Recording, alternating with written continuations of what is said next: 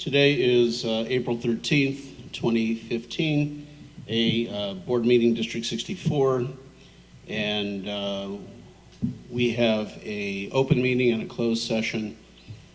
Let's open the open meeting. Vicki, can you take a roll call, please?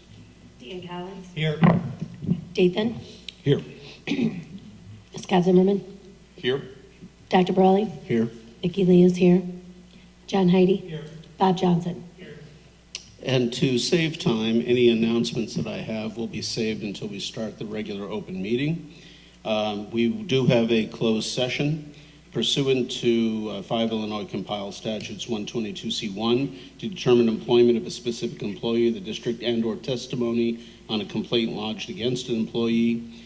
5 Illinois compiled statutes 122C9, placement of an individual student in special education program. In 5 Illinois compiled statutes 122C11, district finds that a legal action is probable or imminent. We'll need to have a roll call to go into close. So Dan? Yes. Yes. Aye. Yes. Aye. Aye. Alrighty, why don't we, ready?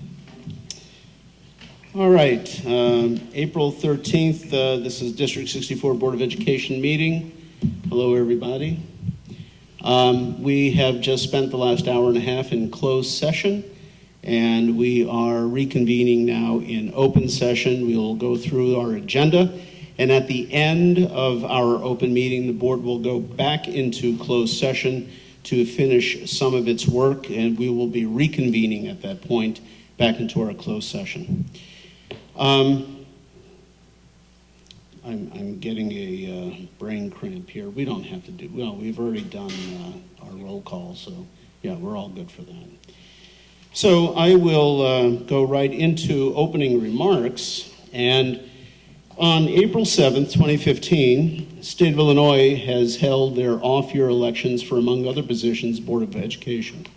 District 64 had 4 seats open, 1 position a 2-year term, and 3 seats of a 4-year term. The 2-year position was unopposed and concluded the original term of Terry Cameron. I would like to congratulate Bob Johnson on running a thorough and yet bitter campaign to win his reelection. Of course, everybody knows Bob was unopposed, yes.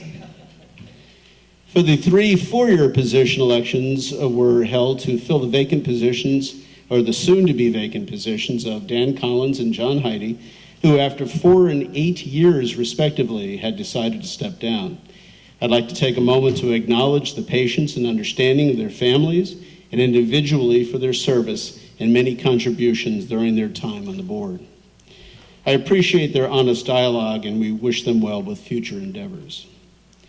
The final 4-year position is and was my position, the only incumbent running for re-election to the board. I would like to thank the District 64 community for having their faith in me to re-elect me to one of the 3 open 4-year terms as their representative and steward. Furthermore, on behalf of the entire board, I would like to extend my congratulations to Mark Eggman and Tom Sotos, winners of the remaining 2 open 4-year positions, who will be joining our board and serve the district for the next 4 years. I'd also like to thank Greg Bublitz for his interest and efforts in running for a position on the board. We wish Greg well and invite him to participate in future district activities, forums, and committees when possible. With the new members joining, this is something that came up 2 years ago, and I think it's a very good policy to follow. I've taken the liberty of requesting that the administration do a background check on those to be seated, as well as to make certain that all requirements per Board Policy 2:40 have been met prior to seating the new members. A financial update, and you may have read, here it is, you may have read and heard about the Illinois Metropolitan Investment Fund, IMET for short, which has lost over $50 million of taxpayer funds as a result of alleged fraud beginning in 2012. As IMET began buying repurchase agreements, apparently this is where the problem happened. District 64 is not part of this. District 64 has not lost any income. Unfortunately, other government entities in Park Ridge were included in this loss. The Park Ridge Park District for one, and Oakton Community College for the other. But I am proud to say and glad to say that District 64 has not been part of this, and we have not appreciated any loss of our financial income. Unfortunately, some sad news, and I'd like to also extend my sympathy to one of the district's legal consultants, Aries Dalianis and family, for the recent loss of his father. Aries has helped guide the board through difficult TIF discussions with the city. Our condolences and sympathy are with you during this difficult time. Our next board meeting will be April 27th at Carpenter, starting at 7:15 for a tour and meeting to start at 7:30. An update on special education, architect's update, and update on educational ends will be part of that meeting.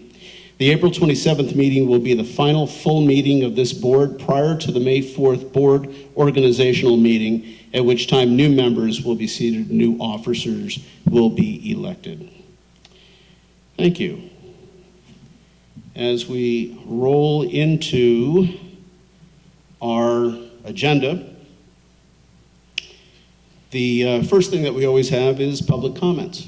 So I would invite anybody in the audience to come forward to our lectern, announce themselves, and if there's anything on the agenda or not on the agenda that they would like to speak about, certainly can proceed. And not seeing anybody, I think we can go roll right into our agenda. Becky, do you have any comment on the TIF update?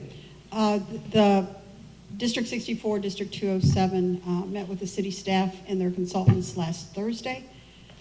Progress was made during that meeting, and I think it's a positive outcome from that meeting. And I think in the next couple of weeks, this board will see something in writing as a written proposal from the city as to how we can reconcile and solve the ongoing dispute over the TIF and the payment of the new payment component. So I'm pleased with the outcome of the last meeting and think that this should resolve itself shortly.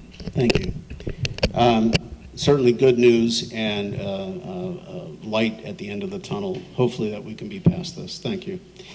Moving ahead to page 9 in our packets, we have a discussion on transportation cost review. The preliminary, the inceptual event or seminal event that spurned this discussion was Bob and I were doing board outreach to the ELF group, and we were down in the Prospect Avenue facility there, the ESC, and we had a good conversation, actually, for a little over an hour, much longer than we thought it was going to be. One of the conversations that started and was hanging in air was the transportation. It was mentioned that our transportation costs this year are up $300,000 versus last year, and that including a change to a new company to provide us with a better rate.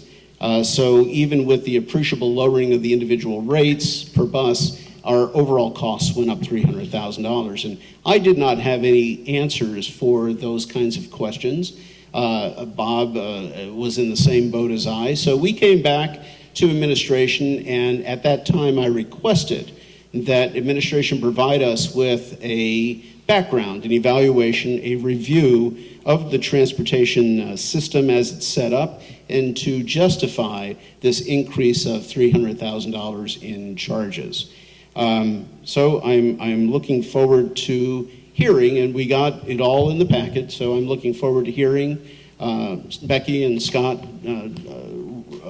explain to the board or define to the board how we have arrived at this figure. I'll open and then I'll let Scott piggyback on anything I would say. The district is required to transport students who live 1.5 miles from the attendance center, so that from their driveway of their home to the school attendance area. If that mileage exceeds 1.5 miles, they are entitled to free transportation according to the state of Illinois. There are areas within, between 0 and a mile and a half that over the years have been deemed hazardous conditions for students to walk to school by the Illinois Department of Transportation, IDOT. And we continue to evaluate those particular areas every time a parent or a community member would bring forth a particular area and ask if it would qualify under the IDOT formula. And we continue to do that. And as if you recall, the board in late fall approved an area that is just over there. Is that west? I'm not very good with northeast, south, and west, so west of here. And that resulted in 3 additional routes that we had to add December, early January. This is the first year of our contract with Lakeview Transportation. And I want to make it clear right up front that the cost increase is not a result of going to Lakeview. It is a result of the district when we analyze the routing, because the district does do the routing and presents the routes for Lakeview's drivers to transport our students. When we reviewed the routes last summer, we found that we reviewed last year's and what we were going to be doing for the 2014-15 school year. We found that there were some routes that were overcrowded last year, and that because of the short window between middle school start time and elementary start times, that we had a short window of opportunity to get the elementary kids to school. So that we routed the students to meet the criteria that was outlined in the bid specifications, and so that kids would not be overcrowded on their bus and they would not be late for school, which should be our primary concern, to get kids to school on time or late getting home. So that we increased our routes from last year from a total of 73 to 98 routes. That does come at a cost. And as the memorandum says, I think when all is said and done, we're probably going to see about a $430,000, a little bit more than we had budgeted for in September when we modified the budget in the transportation area. But again, it was done to make sure that students got to school safely and on time. Some of the questions that were asked, and I won't go through all of them, but I think the ones that are important. We transport 2,062 students, are eligible for free transportation. Of those 207, parents declined and probably wanted to either drive their kids to school or they carpooled those kids to school. We have 41 students who pay for, who live with between a 0.5 of a mile and a mile and a half. They're allowed to buy busing if there's available space on our routes. And we have 41 of those students and 8 students who just paid between Thanksgiving and the day before spring break, and we call that the winter fee. The average length of an elementary bus route is almost 15 and a half minutes. The average time length of a middle school bus route is a little over 13 minutes. On an elementary route, we have an average of 54.5 students who ride that bus. On the average of the middle school students, it's 42 students. And if you go back to the front of the memo, there's some load factors that are used to determine how many students can ride a bus at a given time. Those are 72 passenger buses that you see running around. You would never route it to have 72 students on. Number one, that would be overcrowded, and if you had one student move in, you're going to do a lot of disruption with adding buses and adding routes mid-year, and that always can't be handled. So I think the report is thorough. I think it responded to the questions that Dr. Borelli posed after his meeting with the ELF members, and to the question that I think started all of this, that there was an observation of a morning elementary bus route that appeared to be less than full. And it's difficult to play Monday morning quarterback and say it was this bus for this school and that's why it was half full. If you ever have a conversation with somebody, say, please observe what the bus number is and the school that it's going to and the location at the time. Because then we go back to the routes and pretty much tell you why that bus was in that particular situation. So we encourage people to ask questions. We encourage people to bring their concerns forward. But I think that you will see the level of cost that we have this year for student transportation going forward, just because of the load factors and the time it takes to get kids to school. Yeah. Well, Becky, in response to those remarks, I think the board would be interested in understanding those specific factors to justify increasing the routes from 73 to 98. And you know, your analysis and your planning may be very thoughtful, but if it's going to result in a now $400,000 increase in transportation, I certainly would want to understand the reasoning behind it to a greater degree than I do now. And one comment, just to clarify something so that we can separate the apples from the oranges. 3 routes were added because of hazardous crossing, as you mentioned, and we voted for that, and that's for the area right over just west of us right here, Cumberland, that little triangle over there. I thought that those 3 routes that were added were going to be covered by state grants, so it was not going to cost the district anything. Is there anything to that?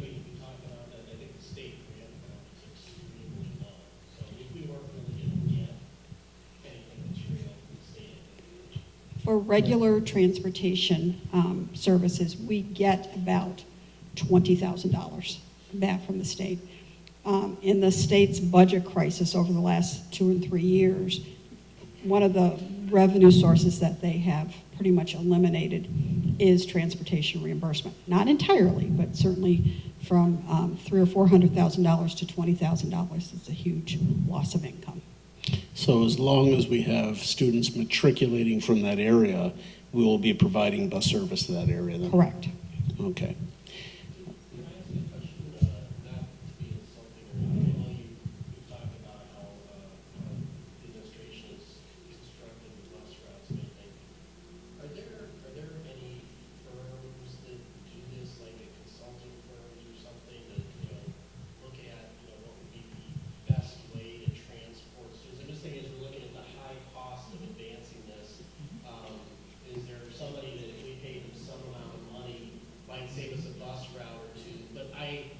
Sure. So that's my question. Well, I think that's a fair question, and I'm sure that there are.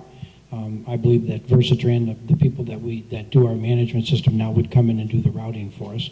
But your routing is always going to be set up, and I know that it gets very confusing.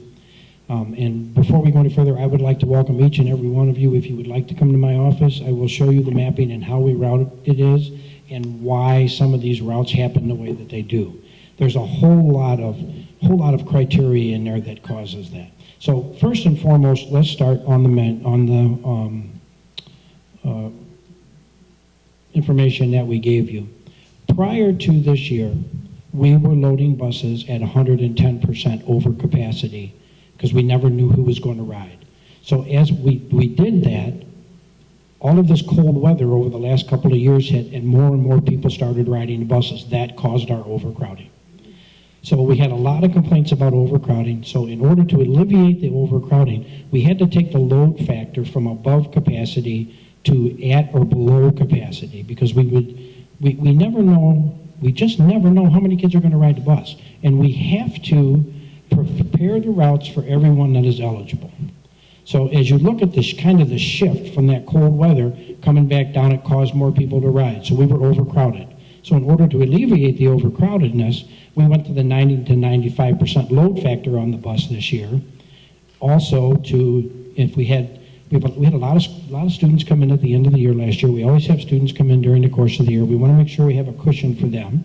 If that bus is too loaded and we can't put them on, now we're rerouting a bus that's going to have half the capacity, and that's just going to happen. So that's going to cost us more routes. So we try to alleviate that by getting the load levels as best as we possibly can. Then the other factor that we have that is really, and I'm not at all advocating a change in school schedules, nothing like that. Please don't take it that way. It's that Emerson out at 3, Middle school or elementary school's out at 3:30.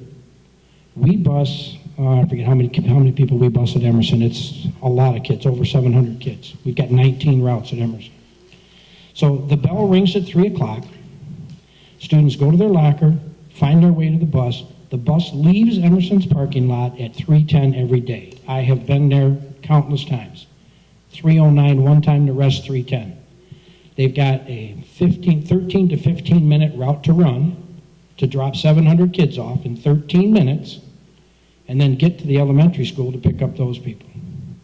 So that restriction, that time frame causes us to have more routes. Now last year we did it with less routes, but we were overcrowded and we were late getting to the elementary schools. Okay, so we wanted to increase the service and we wanted to do it that. So that's one area that really affects how we route.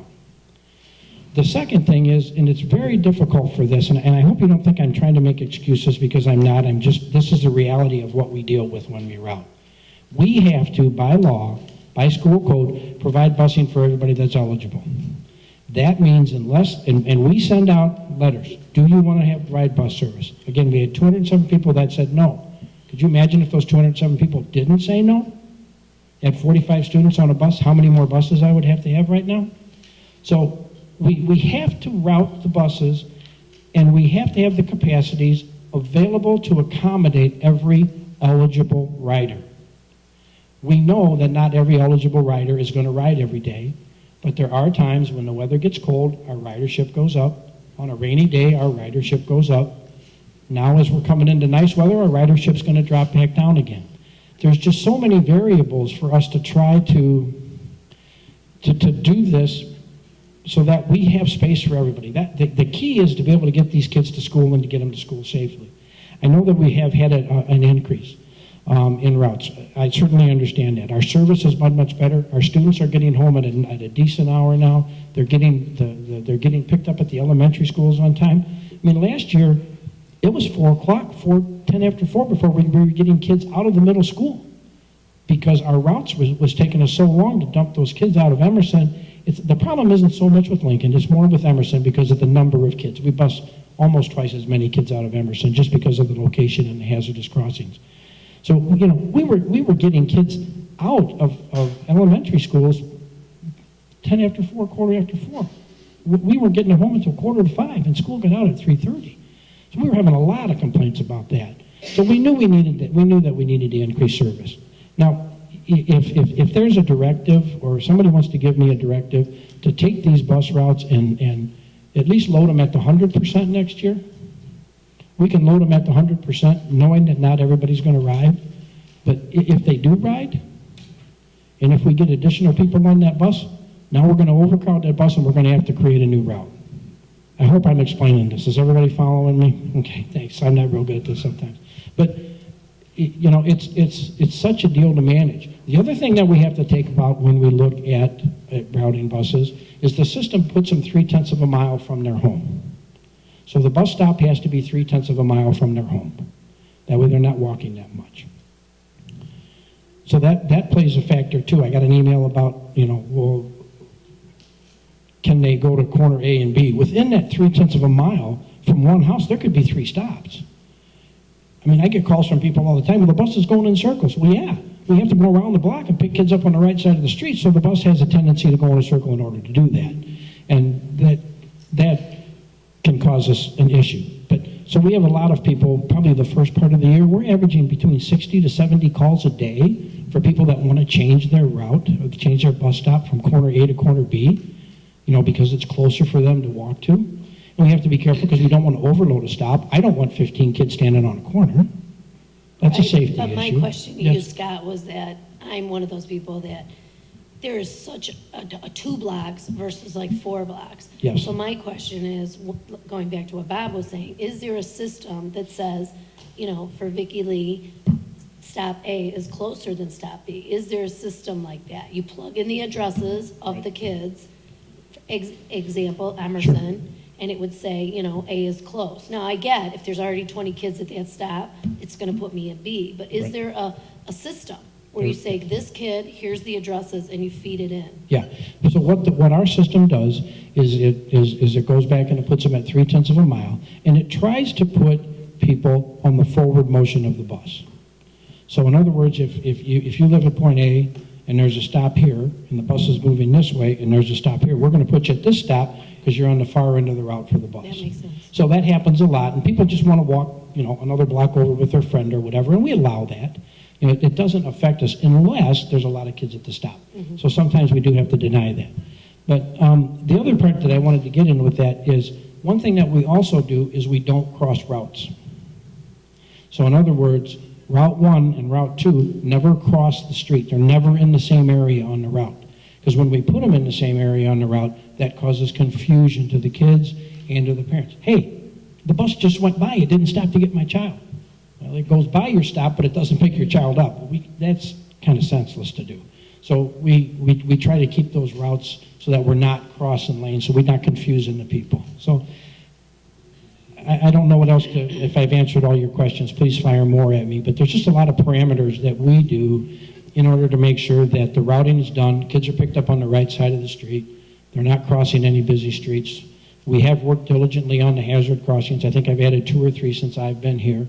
But we were literally having kids cross Greenwood Avenue at a no-light intersection with no crossing guard. In an hour time, there's 1,200 cars that go down that road at 40, 35 miles an hour. We don't want kids crossing that street. So there are a lot of variables. And I'm not trying to make excuses.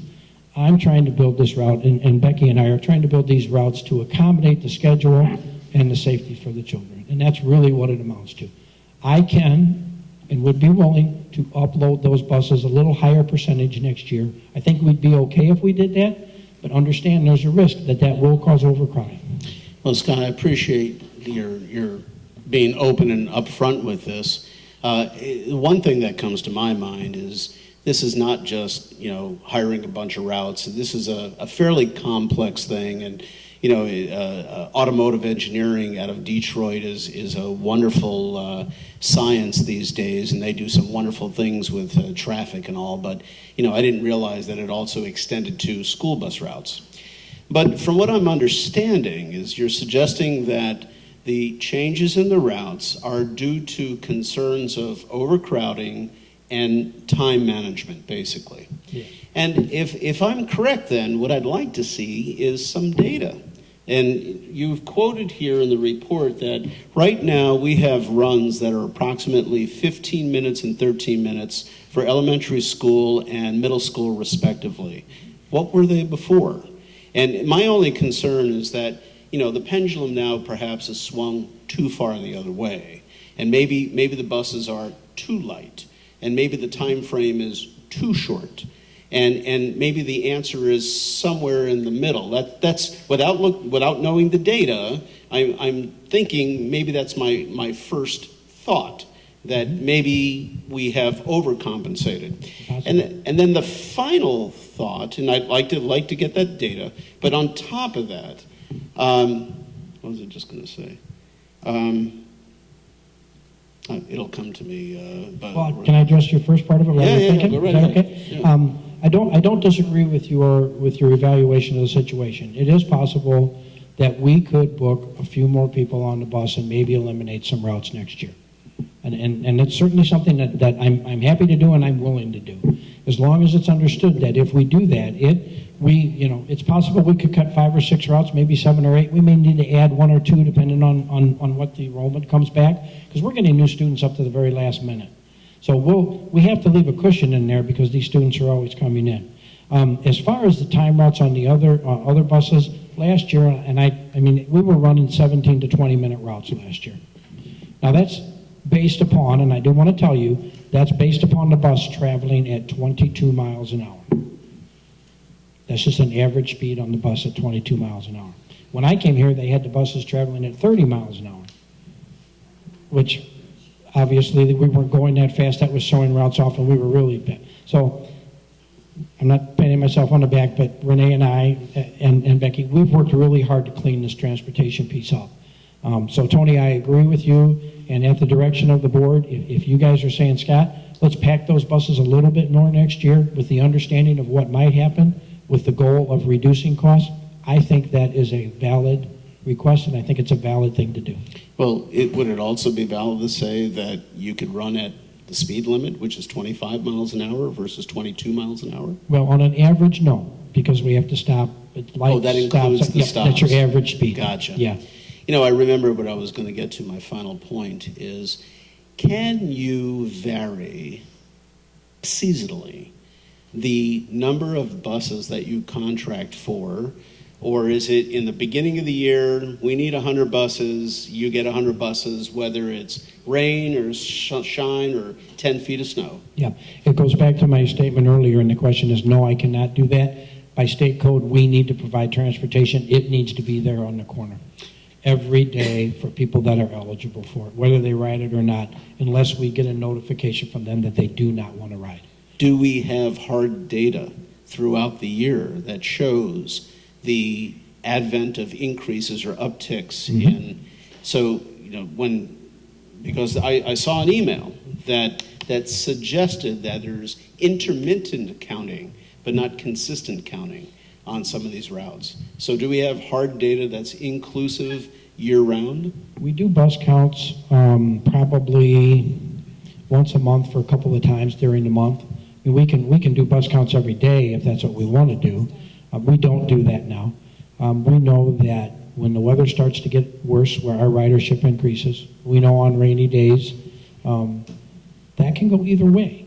We can get an increased ridership on rainy days, or we can get it decreased if parents want to ride, if they want to take the kids to school. That one, it fluctuates either way. Our highest route times are in the cold winter, in the cold weather. And the other piece of the pie that I didn't necessarily bring to you that I should have, just came to my mind, is Wednesdays at the middle school. It's an early release day, and there are no after-schools activities. So on Wednesday, we bus many more children than we do on Monday, Tuesday, Thursday, and Friday, because they're all going home at the same time.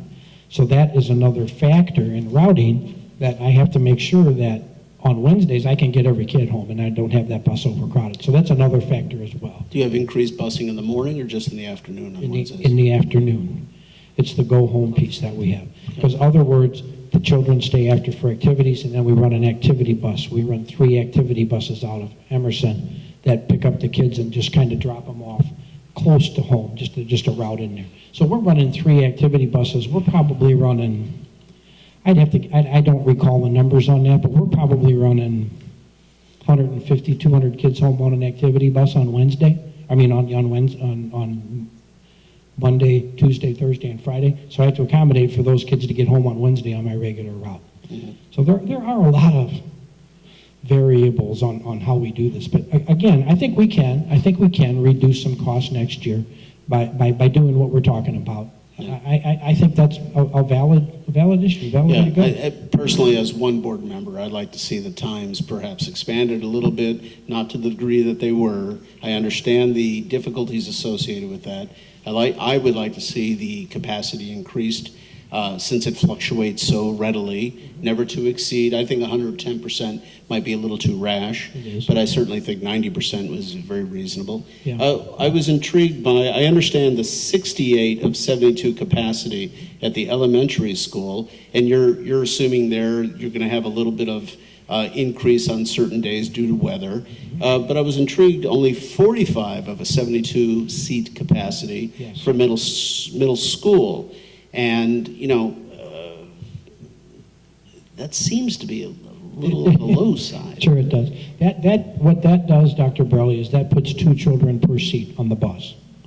So if you get 3 middle schoolers on a bus seat, or 3 8th graders, or, you know, I mean, these kids are bigger than I am now. But if you get 3 of those kids, I would say the same thing, but that's always been the case. Yeah. If you get 3 of those kids on a bus with a backpack, or, you know, 3 in a seat with their backpacks, and if they're carrying an instrument or a project, and that's why last year we were really overcrowded. We weren't over capacity on the bus. We weren't at over the 72, but we were overcrowded where all of the kids couldn't fit on the seats. That's where the problem came in. I can attest as a Emerson parent that there was 3 to a seat if they were lucky going to school last year. And this year, my daughter says it's 2 and sometimes 1. So that leads me to believe maybe we are a little under. We got to get in the middle. Yeah. That's really what we need to do. And I'm more than happy to do that. That pendulum, we need to get it right down the center. I think we were going to do that anyway. And we have to So- make sure that we're watching that middle school route time to make Absolutely. sure we're back to the elementary school in time. That's a big factor. That's huge. Because of how many Huge. people you put on the bus. Right. Tony, the only way. I'm sorry. So I would say safety is number one here, right? And the other thing I would say is that I'm not a logistics expert. I don't think anyone on the board's a logistics expert. We're not going to solve this today, right? I mean, but it's a lot of money, right? It's $430,000 that we're talking here about. So what I'd like to see done, this is one board member, is I'd like Bob said, potentially, if there's an agency that does this, to consult this for us, or potentially, I mean, in the private sector, there's a lot of people who handle logistics, and they save companies a lot of money doing it. If there's someone that we could reach out through ELF, or someone in the community who could help us with this, I know you're putting your heart and soul in this. Believe me, I'm taking. I'm it not away. offended, Dan. I know, but I don't want to stress your efforts, but there's people who are experts in logistics. If we could reach out to someone like that, if they do it on a volunteer perspective, or if we've got to pay them, whatever the case might be, is we should try to do that, because this is an awful large chunk of money. I have no problem. Okay, thanks. Our bus company is also, that's their business in transporting students, and I'm sure that Lakeview can come in and assist us in our route planning. And The only issue I have with that is they have a vested interest in more buses. And I'm not saying, yeah. maybe I'm wrong, but The I perception don't could think be I am. that. Yeah. Yes, it's not that, but the Yeah. perception could be. I understand. And Tony, the only way that we'll ever have the accurate data that I think you're looking for is, I think you've probably read in the newspapers over the last couple of years where many school districts have put in on almost a Raptor system on the buses, so that the kids who come in with their school IDs have to scan in. And that's the only way that we would ever have the kind of data that you're looking for to be accurate every day, so that we could assess it from that standpoint. Well, yeah, I think if you wanted to know specific individuals who ride the bus, but if you just want to know raw, pure data, raw, pure numbers, you could just count them as they get off the bus.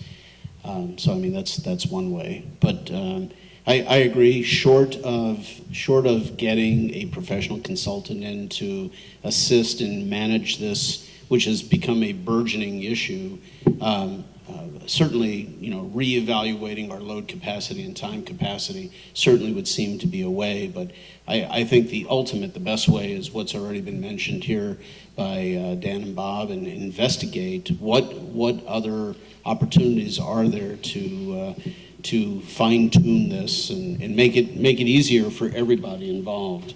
And certainly, after hearing all of this, I think everyone on the board is become much more enlightened and aware of just what's involved in this. As I said, after I read this, it was way beyond what I thought was involved. So I do appreciate your help and your efforts in this. But as Dan said, I mean, we're looking at a huge chunk of this.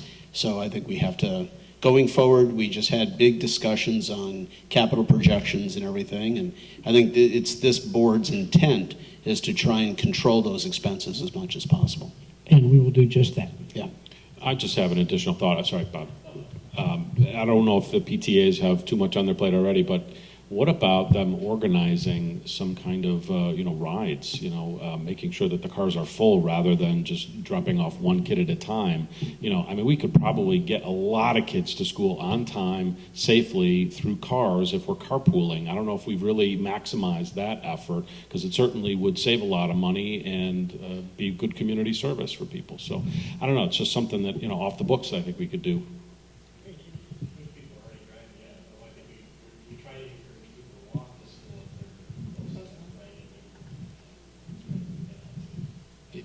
Just for clarity's sake, I just want to make sure I understand. The new increased dollar figures, is that the number that's used in our financial projections for the years going forward? Between that and other line items, and yes, I think we're accommodated. Okay, so this is accommodated in the years we look forward to getting to 2021. It's not last year's numbers Correct. in transportation. Okay.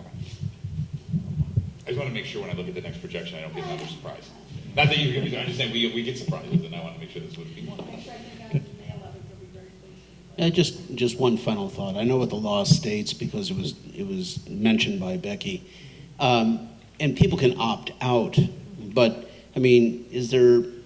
And I just thought of this, so I have no answer for this. But is there any way to have people opt in, or is it automatically it's wide open and you automatically have this right and opportunity to bus your children, and it's there. It's a God-given right. No, it's well, I don't know if it's a God-given right, but it is a right by school code that anybody over the 1.5 mile gets free transportation. They can opt out, but they can't opt in. It's a, Yes. Yeah, but we have to, and Becky, you can elaborate anytime you want to, but by state code, anybody over the 1.5 miles or in a hazardous area, we have to provide transportation to. Sure, I get that. Right. I mean, there's a difference between you're eligible, please tell us by September 1st if you want to take advantage of it, and you're eligible and you can call me 20 minutes in advance and I'll get a bus with you. yeah. You know, it's. Well, call me, what, 20 minutes in advance? The school code is so detailed that you have to have the seat for them, even if they refuse to tell you that they can check it. And that's exactly where I was going Yeah. with this, because They do not need to tell us whether they want to take our buses or not. I guess my advice would be, look into that because that surprises me. Yeah, and to be quite honest with you, if we even could do that, and we did do that, and someone missed that or didn't respond back to us and had been busing for years, you know, we send out bus stops a week before, we would probably be inundated with a lot of calls and have to start back from scratch on rerouting again because people wouldn't come to us. I understand where you're coming from. Logistically and feasibly, it would be really, really difficult for us to do that. Yeah, But yeah. I mean, you know, if it gets to be November 1st and someone, and you haven't heard the word, We can, yeah. you know, If you ask them, they're going to say yes. I mean, they may not get the notification, but if you call, I'm sorry, John, I think I cut you off. If we're going to call them and ask them, they're going to say yes, right? So I don't know. It could be. I understand it, but I don't know that it would do it. I think it would cause us more.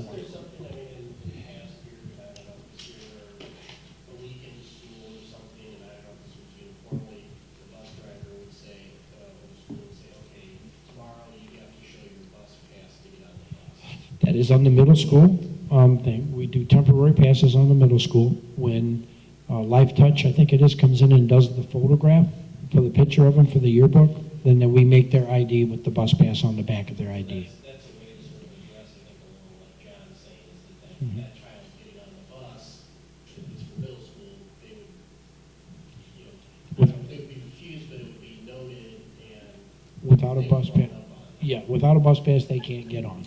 That's correct. you know, we just talked about the cost, legal expenses. I think this might be, to get a proper definition of that, might be a good thing to run past Terry Hodges, to get a good idea. Because if that's the case, then I think it'd be incumbent upon people to let us know specifically, and even if they say yes, I think that's a great outreach that can be done by the district, explaining to folks, listen, you know, we have to do this by state law. We're making it an open option, but if you're truly not going to use it, don't force the district to have an empty seat for you. We're trying to control costs. Put it to the taxpayers and say, help us to help you.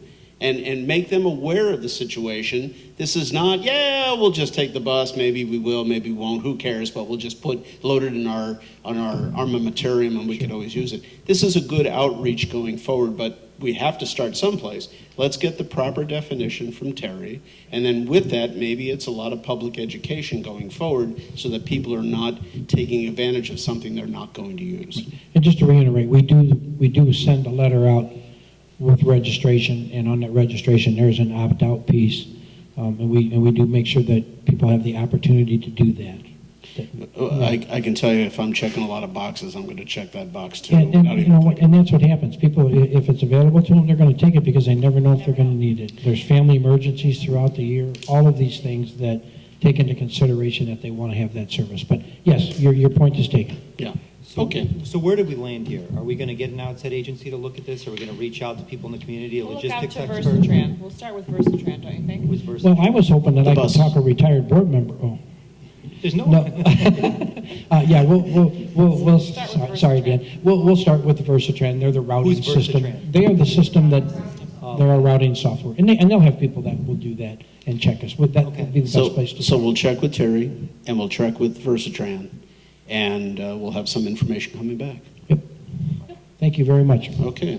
Thank you, Scott. Appreciate it.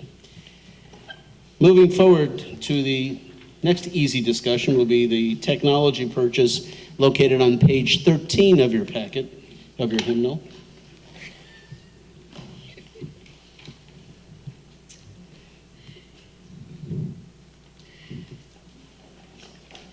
Feeling better now? MJ, how are you?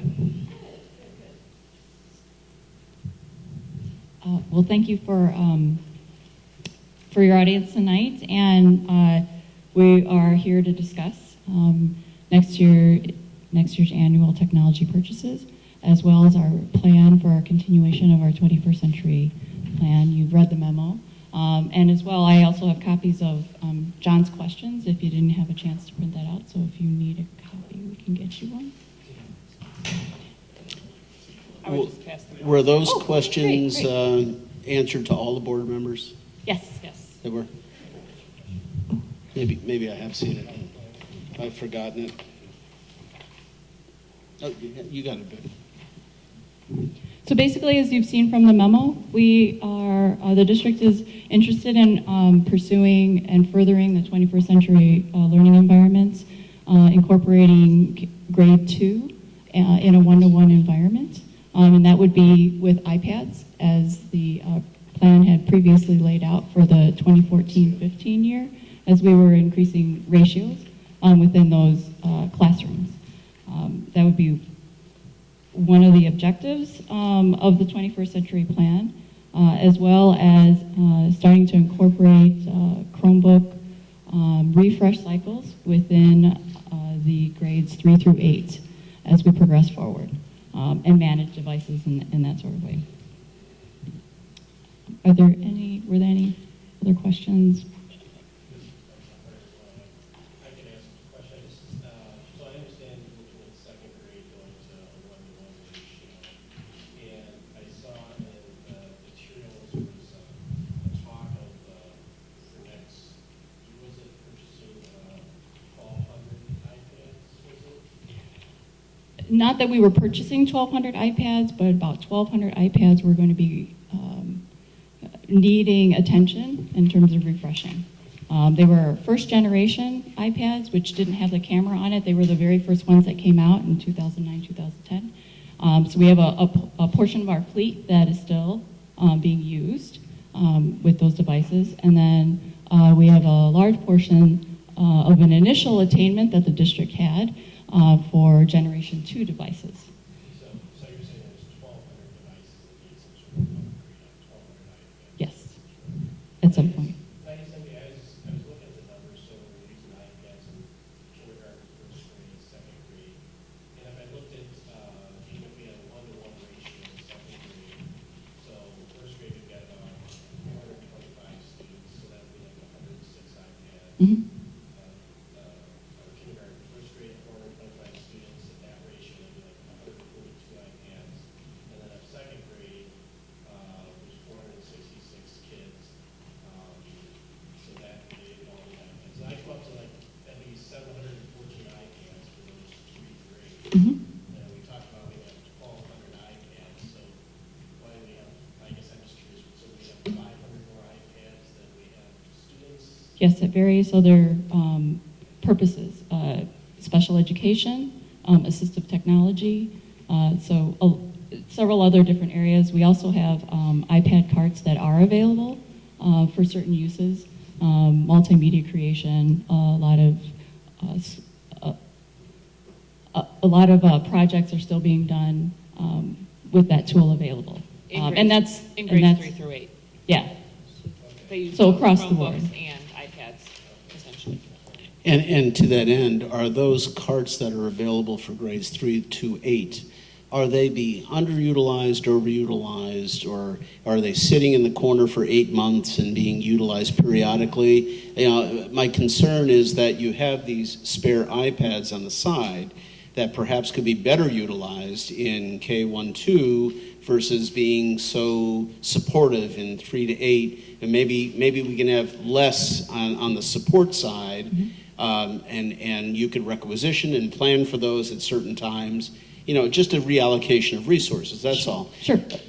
Just a thought, and I don't know how many you do or don't have, and I mean, you'd have to analyze that, but, you know, when it came down, I didn't have a problem with increasing the number of iPads at the second grade. What I had was a huge, and I happen to see it in John's thing. I didn't see this email from today, so Okay. I was troubled by this concern all through the weekend, and that was, I'm concerned with the refresh cycle that is delineated in your report. When we passed this 1-to-1 ratio, it was described to the board that in the third grade they would get their Chromebooks, and you know, ostensibly it was to last up until 8th grade. That's what I remember anyway. So that they would have this device with them their entire time in District 64. And we said, well, will they really last that long? And the likelihood was that they may not, but they very may well, some may do that. So you were looking at, you know, arguably 400 new books, and maybe when they got to the 8th grade, if they weren't completely in pieces, they could be recycled and reutilized. So it was my understanding that we would not have such a huge, onerous number of devices that would be utilized, and that we would just, whatever the number of new students coming in, and I remember having this conversation actually with you, John, and we would be refreshing the system to the tune of maybe 500 devices a year, 400 devices a year. But with your system here, I'm seeing that we are refreshing, and by the way, my definition of refreshing is a new machine, a new device, versus, you know, new operating system or, you know, whatever you do. But if you're giving new devices, that frequently, each child going from 3 to 8 will have 2 devices at minimum during their time of matriculation in the district, or even 3 devices. One at 3, one at 6, and they'll graduate at 8. Is that correct? Correct. Yeah, and it just seems that the devices should last longer during that time frame, particularly when the devices are not going home in grades 3, 4, or 5. So they're only going home if they pay the extra fee and they can take them home. Oh, but now they are. They're all going Yeah, we're home. changing that for next year. 'Cause Yeah. We've built the capacity of the teachers and the kids. They'll be going home like the middle school to do homework and whatnot. I'm sorry, go ahead, MJ, if you have a question. Well, I I just had a, just wanted to Sure, go ahead. address And it's the Tony's 6-year concern. refresh. So your concern is that the refresh cycle is too soon in terms of how long you might think the devices would last. Some of the systemic logic in refreshing the cycle, kind of along the lines of the natural matriculation as you go through our district, is also in the management of that many devices in a system, to have to keep track of, oh, well, this kid didn't get one last year, and well, this kid didn't, but you have that times 3,300. So to establish a routine system really brings about a solid consistency in management of devices and as well as in support of the devices. So if we have a natural progression of refresh, it's obviously going to be a new device. So the technology department then has a way of getting to know that device, getting to know what the ins and outs are, possibly learning to repair it, obtain parts for it, et cetera, as we move along. So that refresh, not just in the sense of getting a new device every 3 years, is also as well just being able to support that device for 3 years in an efficient manner.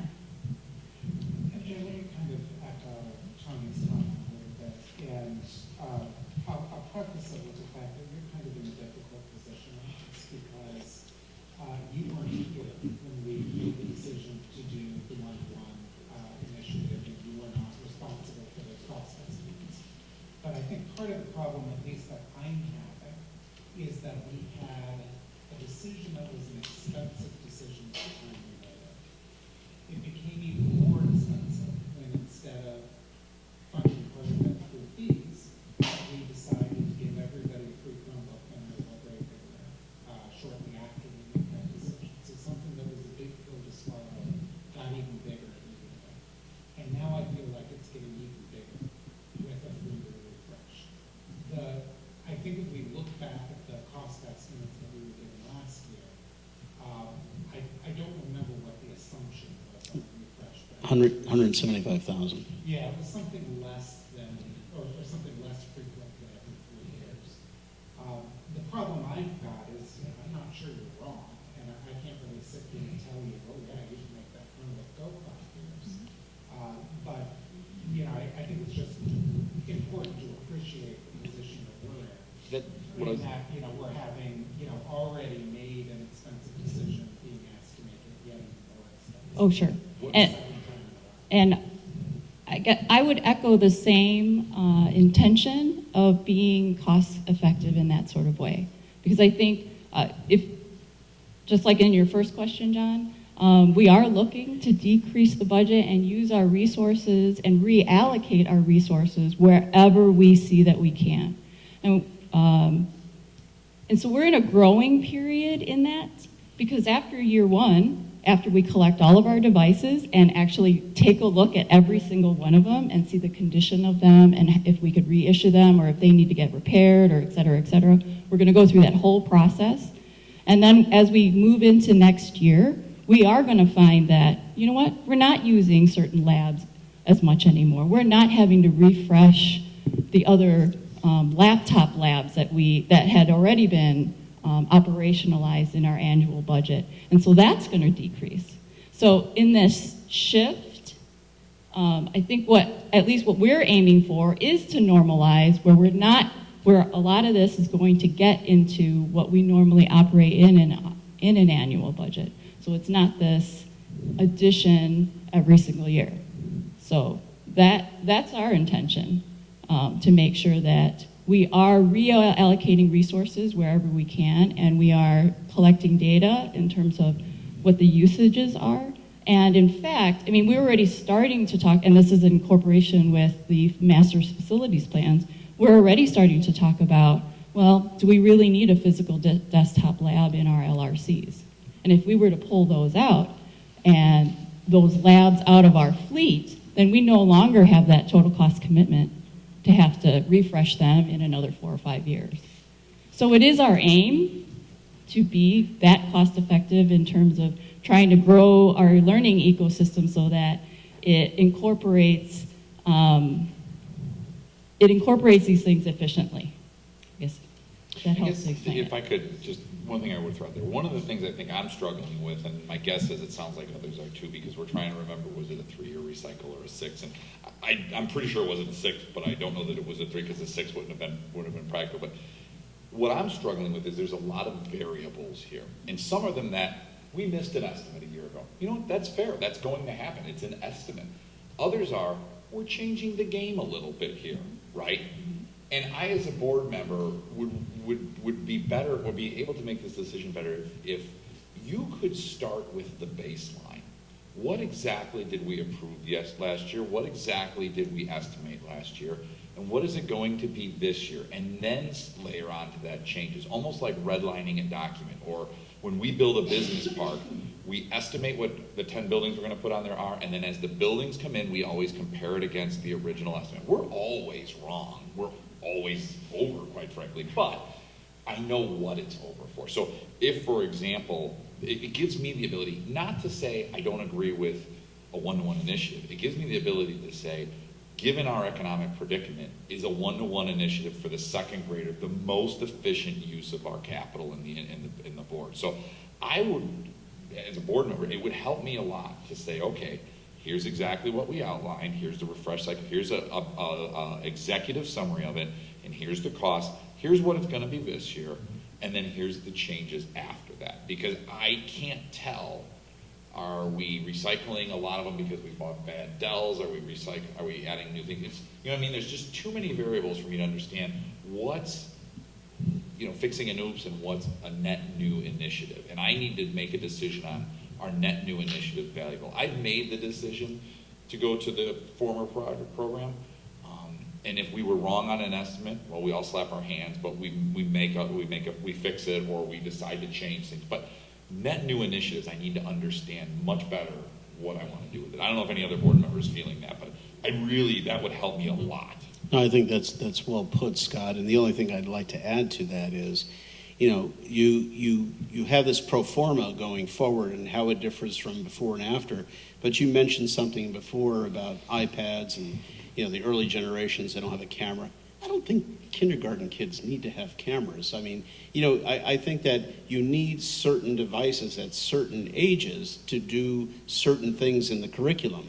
And frankly, I can't see how having a camera on an iPad and undergoing the expense of buying all new stage 2 or stage 3 iPads for kindergarten kids is going to make that much of a difference. So I find that to be an area where we can recycle and retain and maintain without having to refresh or recycle more expense in that particular area. So it kind of goes back to the pro forma, and I really want to have the same mindset going forward, and I can't see how utilization is going to, particularly at that level, is going to drive the necessity of a higher device. Yeah, and just to kind of append to what I was saying, the other two things I would mention is you brought up the data. I think that would be really useful before we go forward to see usability data.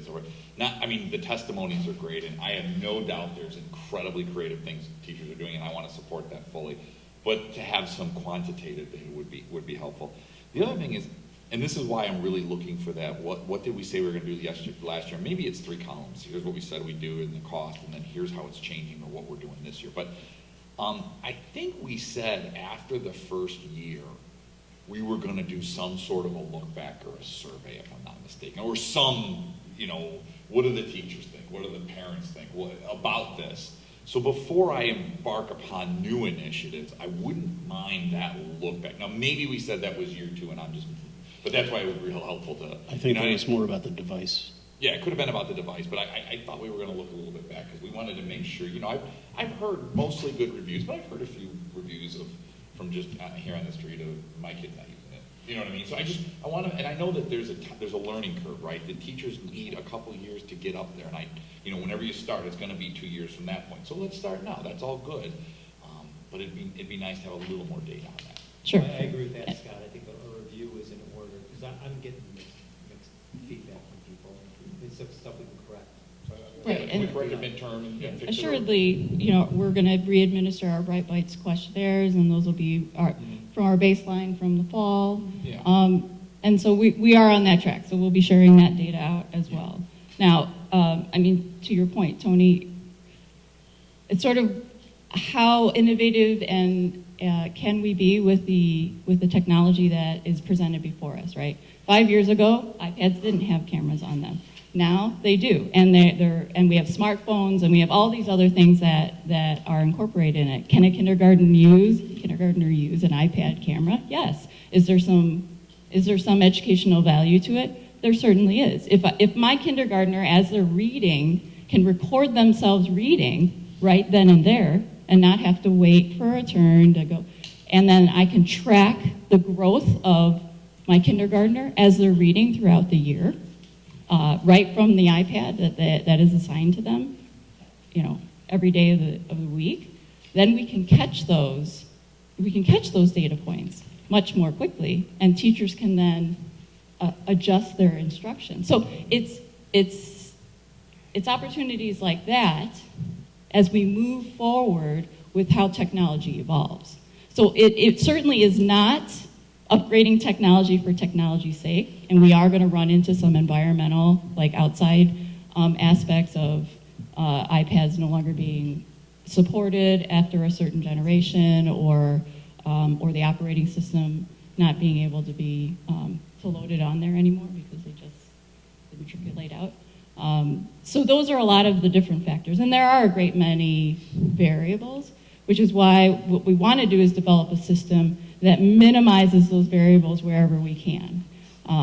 That we all land on, yes, we do a 3-year cycle, we do a 4-year cycle, whatever that might be, and then the management that has to go behind that. But at least then we build our own consistencies in the system so that it could be sustainable.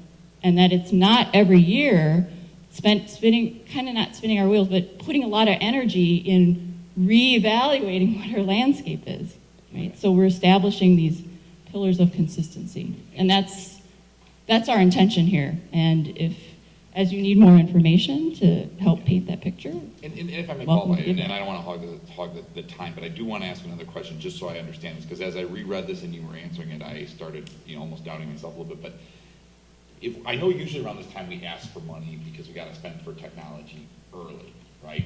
But Becky, this is part of the 2014-15 budget, the money we would spend on this, right? No. It's not. Coming from 2015. So we're asking to sign the contracts, we write the checks after July 1. Correct. Is this money more or less than we had been putting into the budget and forecasting? Because if it's the same, quite frankly, this is where, okay, maybe we're on the dance floor. If you want to spend a little more here and a little more there, I want to get out of your hair because you know better where to apply technology dollars for children. I'm concerned about, is this more than we forecasted a year It's ago? less. It's And not, if it's if actually I wasn't less. able to complete, because I saw some things where it's like, well, it went up here and here, and I saw some charts. So what you're saying is, you're asking to spend less money than you forecasted a year ago? Correct. Actually, the budget is about $400,000 less than we spent last year. The forecasting, I'm not sure I have the answer to that. But the budget to budget is about $400,000. So you're saying, can I spend less to do different things? Yes, Oh, well, that's not the impression I was left with this unless you guys were. sorry. I mean, to some degree, and from a journalism term, you guys very quickly. Yeah. Oh, sorry. Yeah, that's why. That was not our intention at all. Yeah. If the overall message is you're planning to spend less next year than you spent this year, Mhm. that's very Yeah. much what highlighted. Okay. And if I can make a couple of suggestions for, additional information for next time. One, I would make sure that stuff is featured properly, bottom line. I would follow Scott's idea of tell us what we were told last year. Tell us what's changing from last year's projection just because of, it missed assumptions, changed assumptions. And That's tell true. us what you have a choice of doing or not doing this year that you want to propose. Like break those 3 things out so that we can see it develop.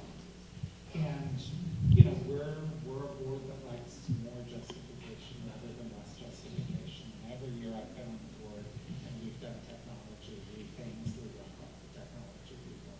And, so, And I have to express, I appreciate the dialogue, because in many ways, to write a report, it's very and for me, I don't know what you know, or what you've experienced, or what your questions are, and you've asked really wonderful questions. And that lets me know, okay, if you want to know bottom line, I'll let you know bottom line. And we are spending less next year.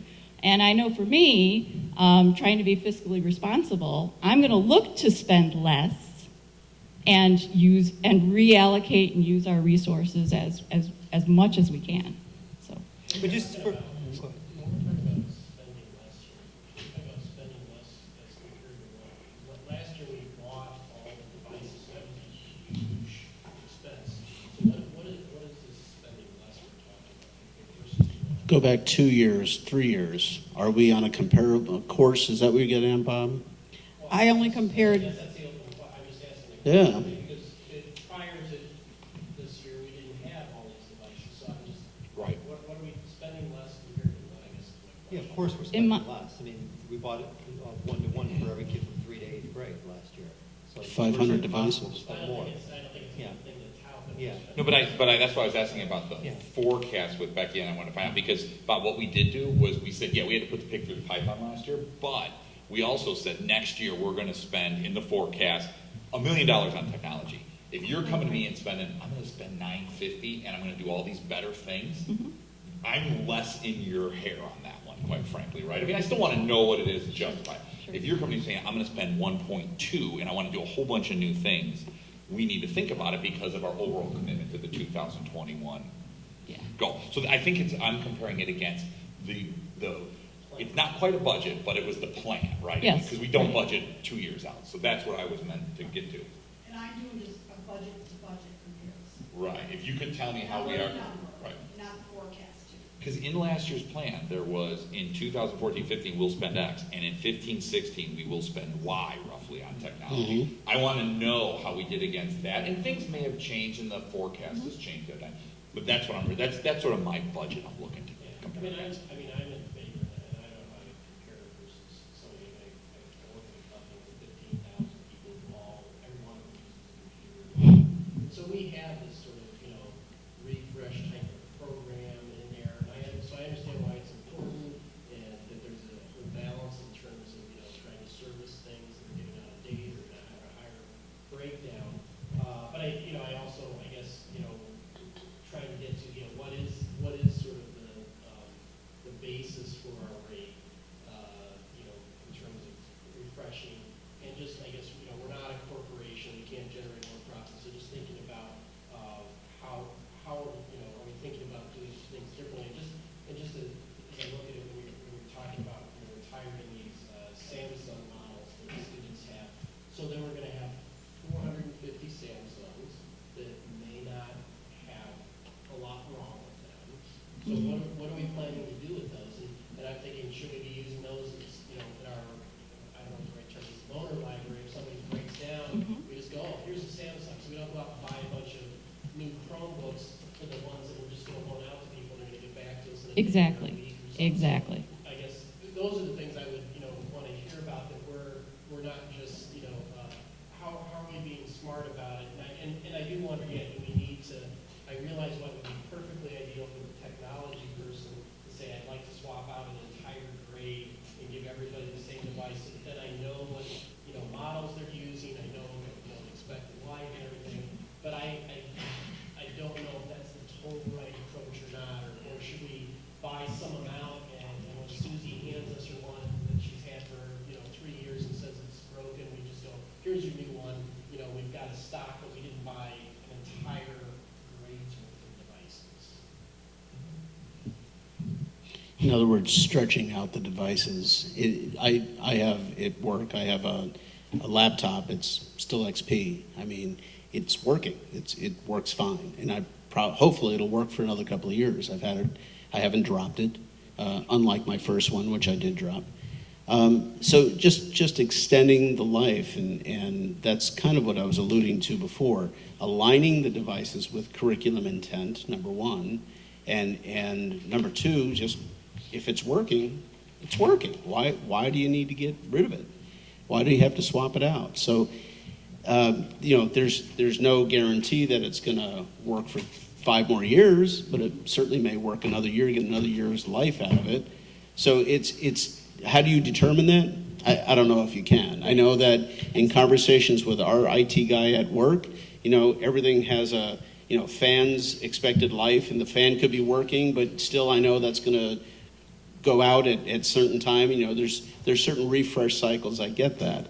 But this amount is a significant amount of money. And when I look here at 15-16, it's 175. I could remember succinctly that when we had this proposal to us, it was the bolus of money in the beginning, and then the second year was basically zero. Sorry? Right, yeah, I don't think we talked about retiring the entire grades worth of. But the second year was literally zero, and the second year here is 175, and then where I really start choking is 350 in 2 years' time. So it's a significant amount of money. Sure, and again, that's based on refresh cycles. It's also based on how how much dependency that we're going to have on uptime. I mean, when we're in March having to do park exams online, and, oh, you're teetering with a 4-year, 5-year device, where, you know, we have to build some assurances as well, because the school year goes by so fast, that these moments have to happen. We have to build in a certain reliability on, I'm going to pull out this device, and today is the day we're taking a park exam, and I know it's going to work. So we aren't buying two grade levels this year or next year, and if we find that as we collect devices and they are in good condition, we can redeploy them. We just haven't lived through that yet. So to that aspect, saying, yes, we're committed to cost effectiveness, we're committed to extending the life of the devices as we know that we can rely on their uptime. And we will redeploy whatever we can. We're not buying a whole new 4th grade Samsung. We're redeploying the 8th grade ones to replace the Samsungs. And that's because the Samsungs have shown their unreliability throughout the entire year, where 20% of our incidences have come from Samsungs. Their wireless cards were subpar performance, and they were kind of a second generation model when Samsung first came out with Chromebooks. Okay, so also as well, we're trying to keep up with what technology advances have gotten better, and quite frankly, it is going to go down. The cost is going to go down. Chromebooks are going to go down. We've been looking at different devices for Chromebooks these past few weeks, and I mean, we've been proposed devices that are about $20 to $30 less than what we spent last year.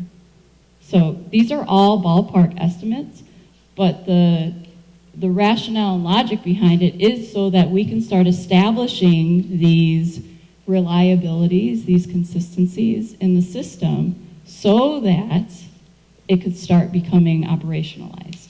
So it's fair to say you're gathering data at this point to see where we're going to land next year, 2 years from now, 3 years from now. Honestly, we'll be gathering data for the next 3 years, because that's kind of the ballpark of where we want these devices to last to. And then we'll see at our 3-year mark, well, hey, gosh, these have held up pretty well with kids bringing them back and forth, in those situations, and gathering data and figuring out, well, okay, we can push these forward, or these can replace the library loaners because those got really banged up because a kid gets a library loaner and they really don't care With about the it. variability, Something to that effect. So with the variability in devices, will you still be able to track and get the data that you're looking for? Because there is Samsungs, there's Dells, there's this, there's that. And if you add some more, I mean, are we mixing too many ingredients in the pot to be able to come up with an accurate measure of their overall durability and effectiveness? exactly. I mean, we are trying to minimize that to a great extent. That's one of the reasons why we need to pull those Samsungs out, just so then we know we have a particular quality of device for all of our students. Our 4th graders had to live through the Samsungs this year, and they did fairly well. But again, those were the incidents that we were seeing in terms of lesser quality, more plastic parts, all of that kind of stuff. That's what was being purchased at the time, and that was what was being offered at the time. But I think companies now are recognizing such a viable market, especially in education, for a Chromebook, and they're putting much more development into it. We just received the Chromebook for Dell. They have a bumper around it now, so you could actually bounce it on the side and you're not seeing LCDs break, which we had a lot of those this year. So to that end, what we're trying to do is be cost efficient, but yet provide a reliable device. Now, I understand next meeting there will be a action item on this, correct? Sure. I we believe. Can push that back if you want. Yeah. Clarity on the Yes, additional yeah. information that Yes. the board's looking for?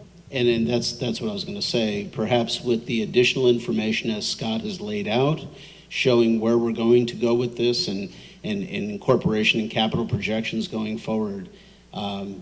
This will be on the agenda as an action item, and the board at that time can defer it or take action on them on the item as it depends. Okay, great. And please, if you have any more questions, if something occurs, just email and we can incorporate that in the information given to you. Okay, thank you. Next item is housing projections and school assignments on page 14 of your board packet. Becky? You'd think as I approach retirement, I'd quit bringing controversial items to the board to review. It's not how I operate, though. As you drive around Park Ridge, especially down Toohey or down Northwest Highway, you can see that many developments are moving rapidly. And it's obvious that some of those developments will produce students who will come into our schools. The difficulty when you just see condos or townhouses going up is to project the number of students that will actually come out of those particular developments. When I worked in Geneva, we had a very rapidly growing property west of Randall Road. And we relied on the Naperville formula to determine the number of projected students that we would get out of housing developments, 1,000 single-family homes. It was pretty accurate. It's a very old formula that has not been revised based upon the downturn in the economy. And but it was the only thing that we could find out there between the city and I to make some projections about the number of students. So we put together a spreadsheet saying where the developments are, where they are located in the community, and what the current elementary school would be, and if the board saw fit to move those developments to another school to limit the impact on field, because you can see that most of these developments affect the field area. Becky, can I ask you a question? Sure. Did the city give any indication, knowing how things work with building, getting sites completed, when these properties would actually have people inhabiting them? No, they have not given me any information or anticipated completion dates. I just see it rapidly. Every time I come to work in the morning, I see the one at Greenwood and Northwest Highway and the one at by Trader Joe's, and those are going up rather rapidly. This is related, but it's not really, I guess it's not about the construction. Can you advise me, I thought in the past that, if I remember correctly, that some students when were in the carpentry school area had an option to choose whether to go to Emerson or Lincoln for middle school. Is that true? Does that still exist? That's a rumor. No, that used to exist. John, maybe you can help me out. When we eliminated that option for that, it doesn't exist anymore. That was 3 years ago. That came before There are Phil. people that are grandfathered Yeah. now. So then there was once upon a time, there was an area that actually had an ongoing option. You'd think I would remember what the outcome was, but I remember many, many families standing up in front of microphones complaining about how the property values were going to be because they would no longer have the option of which middle school to go to. I think that's really the option there, but I just don't know when. If I recall, it was 3 years ago, and I remember Phil talking about it. There was an issue because it carried over from Sally, so maybe it might have been 4 years ago. But it came before Phil, and it was folks choosing either Carpenter, and I think it was Washington. And they had the ability of flipping back and forth, but it was 2 elementary schools. I don't recall a middle school. Well, Tony, what you might be referring to is that annually we would accept letters and requests from parents to attend elementary schools other than where they resided in. And on an annual basis, depending on class sizes, we may or may not approve those. I think that's what we. That's a different thing. Okay. Yeah. There are people in my neighborhood that do attend Washington, and they are in the Carpenter border, and then they will go to Lincoln. And my understanding is those people were grandfathered because their kids are in the system and they live a Right. block from the school. And I think that may have been how we solved that particular one. We may have gotten rid of the option area of grandfather. Father, those who happen to be in it. That's my understanding. And their siblings, et cetera. So I look at the estimates here, so I guess I just asked that question about the middle school. The middle school one doesn't strike me as a monumental concern, because we're estimating there would be 9 more kids going to Right, Emerson. right. That doesn't shade my boots for concern. Right. And I guess just, and even at field school, as I look at it, I mean, if you look at the class sizes there and everything, I guess it would all depend on how the students are distributed. I mean, And that you never know. that's a field school for more students without increasing sections, so I'm not sure, It's just a concept. Yeah, I think it's great to bring up and discuss, without them, without it looking like anybody's going to be moving into them in the next couple of months. I don't know how realistic it is, to see something for the next school year necessarily. Well, I'm not even sure we'll see them by the beginning of the school year. What I would anticipate is late fall and in the spring that you'll probably see students coming out of those developments. Frankly, if I were a home buyer, whether it be a condo or a townhome, I'd want to know what elementary school my kids may attend if they were grades kindergarten through 5th grade. And I think that's what we're trying to do, is be proactive here, so people don't buy based upon Field Elementary School and then find out they may have to go to Carpenter or Franklin. Well, I guess, yeah, and I guess that kind of gets back to that whole talking about the system of schools or whatever. Exactly. Which school our kids are going to, but I understand that there are guidelines, but. Yeah, no, Bob, I can agree with you there. I'd be careful about if someone's buying a house and give them the indication that they're going to get a certain school. I'd say you're going to get District 64 school, and they're all the same. And hey, if you don't want to buy the house, don't buy the house. And that's what would come out of District 64 staff. That's how we would Yeah. communicate that. We can't control the realtors. Okay, but I mean, just we're not standing behind them. Right. I went back to the February 9th, 2015 meeting of financial projections, and the enrollments were discussed at that time, and they were projected to be flat at 4167, and it was my understanding that included new construction at the time. When I look at this on page 17, I see that the total for 14-15 was 4410, and for 15-16 is projected at 4290. Now, both of those numbers are higher than what was projected in February 9th. And I guess first question is, are those accurate? And second, that leads me into the discussion of capacity, building capacity. And from what I see on page 18, Field is losing 29 students. And Carpenter and Franklin are picking up 21 students, 21.8, and we're diverting 21 students away from Field, and yet it's got capacity of 29 because you're losing 29. But I know Field is also much bigger than Carpenter and Franklin. You have greater capacity at Field.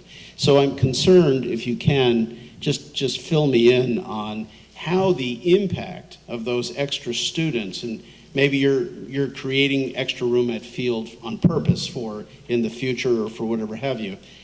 I haven't been told that yet, but I also haven't been told what does the inclusion of those students into Carpenter and Franklin do to their overall capacity. Well, and I think Bob just said it, we don't know what grade level those students are coming for, so it's almost difficult to answer that.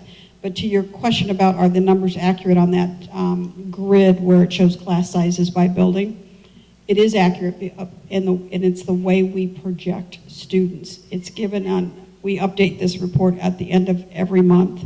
And all we're doing is rolling forward. The students, if they were in kindergarten this year, they become next year's first graders. This year's first graders become next. So we're just rolling those numbers. every time that we look at this chart, at this time of the year, we usually project that we're going down anywhere from 75 to 125 students. This is no different than any other year that when we look at it at this time. Unfortunately, when we start school, that reduction in students has typically gone away with new people who have moved into the community. So, but it goes back to my question. I mean, I understand you can't tell if they're coming in at third grade or sixth grade or whatever have Right. you. But I do know you have greater capacity at Field than you do at Carpenter and Franklin. But isn't Field more crowded? Correct. Aren't Field and Washington the two schools that we continue to watch because they're at capacity in Absolutely. terms Not only that, I think the And whole Franklin goal and- of our town is to go to the school that you live closest to. So I would hate for us to lose sight of that, you know? Well, they're in the Field boundary though. Well, but I think and the other thing I look at here is, I know traditionally for elementary schools, we don't have children crossing the railroad tracks.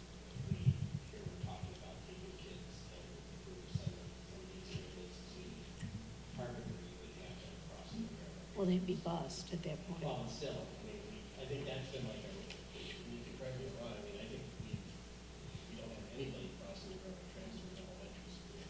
I would say no. I don't know. Buses crossing. No buses. Elementary schools cross railroad tracks. Scott's got the big map for that. But I think the guidelines, You're gonna hold it for yourself? He wants to be banned.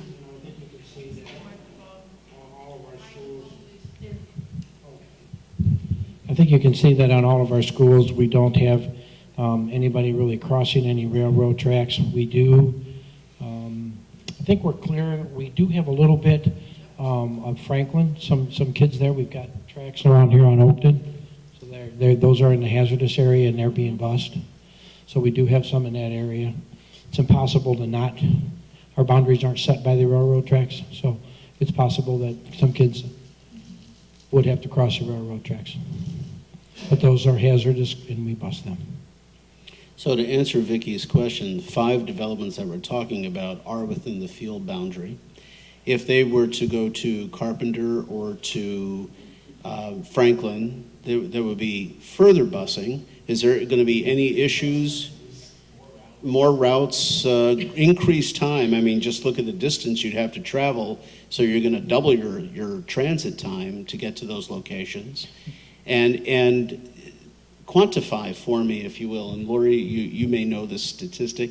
You know, you just made a mention that Field is near capacity, but the Fanning Howey report of a couple of years back showed that Field had some of the largest capacity. Yeah, can I clarify that? Yeah, okay. that's what I'm referencing when sure. I say this. Okay, I'm glad you said that, because the capacity study that Fannie and Howey did was based upon square foot of building and square foot of space per child. It really didn't give us any solid information as far as grade level, class sizes. It didn't address any of that issues at all. So Field is crowded.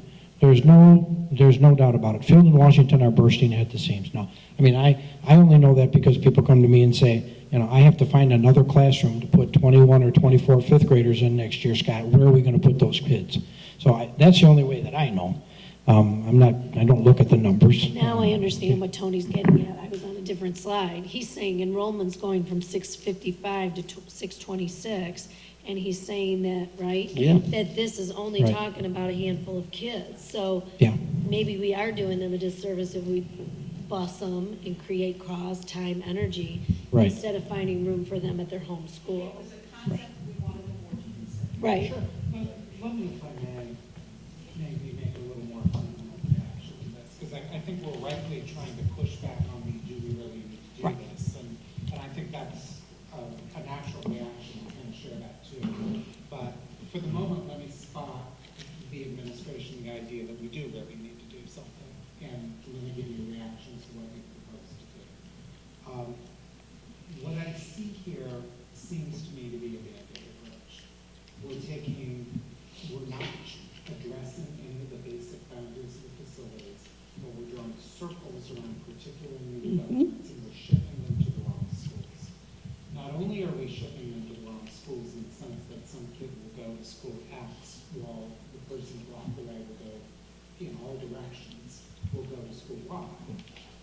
So having shipped those kids to Franklin and Carpenter, we're then proposing to ship them to the wrong middle school. So when they get through 5th grade at Franklin and 5th grade at Carpenter, all of their friends will go off to Emerson and they will go off to Woodruff with a bunch of people who also don't live in Woodruff because these people all live in the field area. And I don't really like that solution much. I can't be sure that there's a better one, so I'm not going to tell you I think you came up with the wrong proposal. But I really wonder whether there's something that we could do between taking a little more time to figure this out, because these people won't materialize as of the first day of next year, and then asking ourselves more holistically, a field in Washington are bursting at the seams. There's development coming right now. There's bound to be a little more development after that. What do we do in the long term? Maybe we need to start looking at actually moving these lines rather than just taking circles and shipping people in the wrong district. People would hate that. And, I've you know, been there, people done get that, people complaining about it, but that may be the right thing to do. The other question to ask in terms of the strategic plan and in terms of the facility master plan is, do we want, as a district, to continue, as we always have done, with 5 elementary schools that are all the same, but for the fact that they're in different parts of town? Or do we want to use this as an opportunity to go to some other kind of system? Maybe in the long run, Franklin is a Spanish immersion school, and those who want that go to Franklin, no matter where they live in town. Right. So, I mean, those are options that are on the table if you take longer. And I worry that we're jumping too quickly to something that will solve our problem for these particular developments, but will leave you in a year or two back doing the same thing anymore. And meanwhile, you're not disservice to the families who will get to these developments for that year or two. So let me throw that out, and I guess my suggestion would be that you guys think on that. And see whether that makes sense. You know, again, I'll emphasize, I don't know that this is the right proposal because I don't know whether there are other ones out there that are any better. But that's my initial reaction. And I think that these questions can be answered with the facility master plan. When you get your report in June and how you examine that and ask those questions about capacity, because I think you're going to see that in the facility master plan, that it will lead you down the path to a better decision on what to do with capacities at all of our 5 elementary schools. It puts the conversation on the table and gives you something to think about for future consideration as you go into next year and the year after that. I guess I'd like to second John's reaction only because as I looked at this, I thought, okay, and then that developer builds things 1 block to the east and they're going to go over to Roosevelt then, and then one to the west and they'll be up at Field all of a sudden because there's room there. I do think we need to think of it that way. And then I think, we need to go back to the taxpayers and say, look, this is the situation that your cities put us in, and what are we doing? Are we expanding? Are we redistricting? I think there's a big conversation here. I think there's a much bigger One question, so conversation. I would actually encourage you, please look at it. But the other question I had is the systemic question. What is our interaction with the city when they're listening to zoning requirements and saying, we're going to put up a 115-unit apartment complex? Do we have people watching this and getting involved? We may, I just don't know. No. And I'm wondering, ought we, right? Because Yes. should we have or talk to the city about having a voice at the table? Because if they're going to sit there and just say, yeah, development's good because we can't get taxes anywhere else, at least we'll get a few more property taxes. I think we need to say to them, hey, you got to take a look at this, because otherwise as a board member, I'm about to say, you know what, I got to add a wing onto Washington, and guess what, taxpayers, your alderman just did it to me. It's sort of that, I don't want to pit us against them with a Right. statement like that. I'd rather us work in concert. So maybe that's something I'd ask the administration to explore is how do we work with those zoning people and the aldermen who are approving this so that we don't wind up in a pickle if the housing boom goes on for another couple of years. So I guess. Very good observation, and I'd very probably- astute observation. Yeah, I'd probably get us more involved in that process. Any other thoughts? I'm sure this will come back. This isn't going off the back burner anytime soon. I also applaud you for taking a creative approach that's probably risky. I mean, this probably was one where you're going to be like, oh, you're going to like it. But I applaud you for coming because it gives us But it gives us food for thought, and please keep doing that, right? Because there'll be ones that come where we're like, whoa, that's right. So don't be bashful just because we were kind of like, I'm not bashful. I would echo that. I think ultimately, though, this discussion will be clarified once we see the study that's going to come out in June. And I think right now it's all very premature, and we're all kind of throwing stuff out there. But once we have something hard and fast to look at, I think some of the answers may become self-evident. Next item on the agenda is the residency issue on page 18 of the packet. Sure.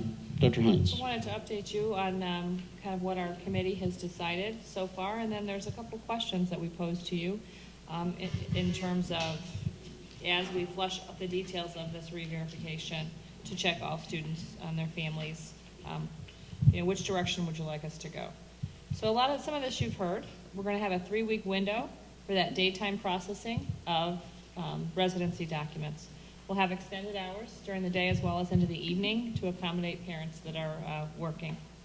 All schools, the weeks of the 20th of April, the 27th of April, and May 4th, will be able to come into the school office to drop off their paperwork for office personnel to check. Then there'll be some district-wide days. May 12th, Lincoln will host, and May 14th, Emerson will host, and those will be both held from 5 to 7:30. Per our policy, 7:60, we have administrative procedures that detail those acceptable documents. If you jump forward a couple pages, you'll see that we've put together a draft document. Because I know during one of our earlier conversations, we talked about how clear are we in terms of what we need folks to bring. How tight are those documents? And this is a draft for this new process. You'll notice under residency documents, we've added a sentence that says, falsifying information regarding residency is a Class C misdemeanor, subject to 30 days in jail and a $1,500 fine. We toyed with the idea of putting there also that if caught, we could go after you for tuition, kids can be, will be moved out of the school immediately. We didn't know how aggressive you wanted that. We wanted that lingo to feel. But we wanted to make sure that people were aware that, don't do this. There are some. It's a large enough print Yes. that we think it will scare people from trying to So that is falsify documents. is one thing that we've included that's new, and we wanted your reaction to that. Also, through some of the folks that have come to speak before you during public comment, one lady in particular said, why isn't District 64 requiring the homeowner exemption the way that 207 does? It is her belief, and I think the belief of a number of people, that it's one more layer. It's one more way to say that not only do you own the property, that you actually live there. So, do you want us to go? We were unclear as a committee if you really were directing us to require homestead exemption.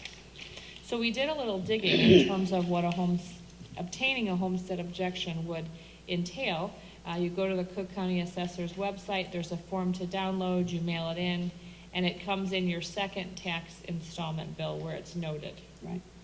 So for residency checking this round, if you didn't have that homestead exemption, already on your bill, you'd have to download it, and would we require it this round? So it generated some conversation in terms of, do we really want to require our community to do this? I know there are some on the board that said yes, and others that said, do we really want to put this type of a burden on our families?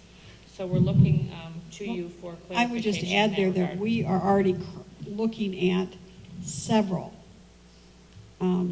families in our schools who I have a high suspicion that they actually live in Chicago.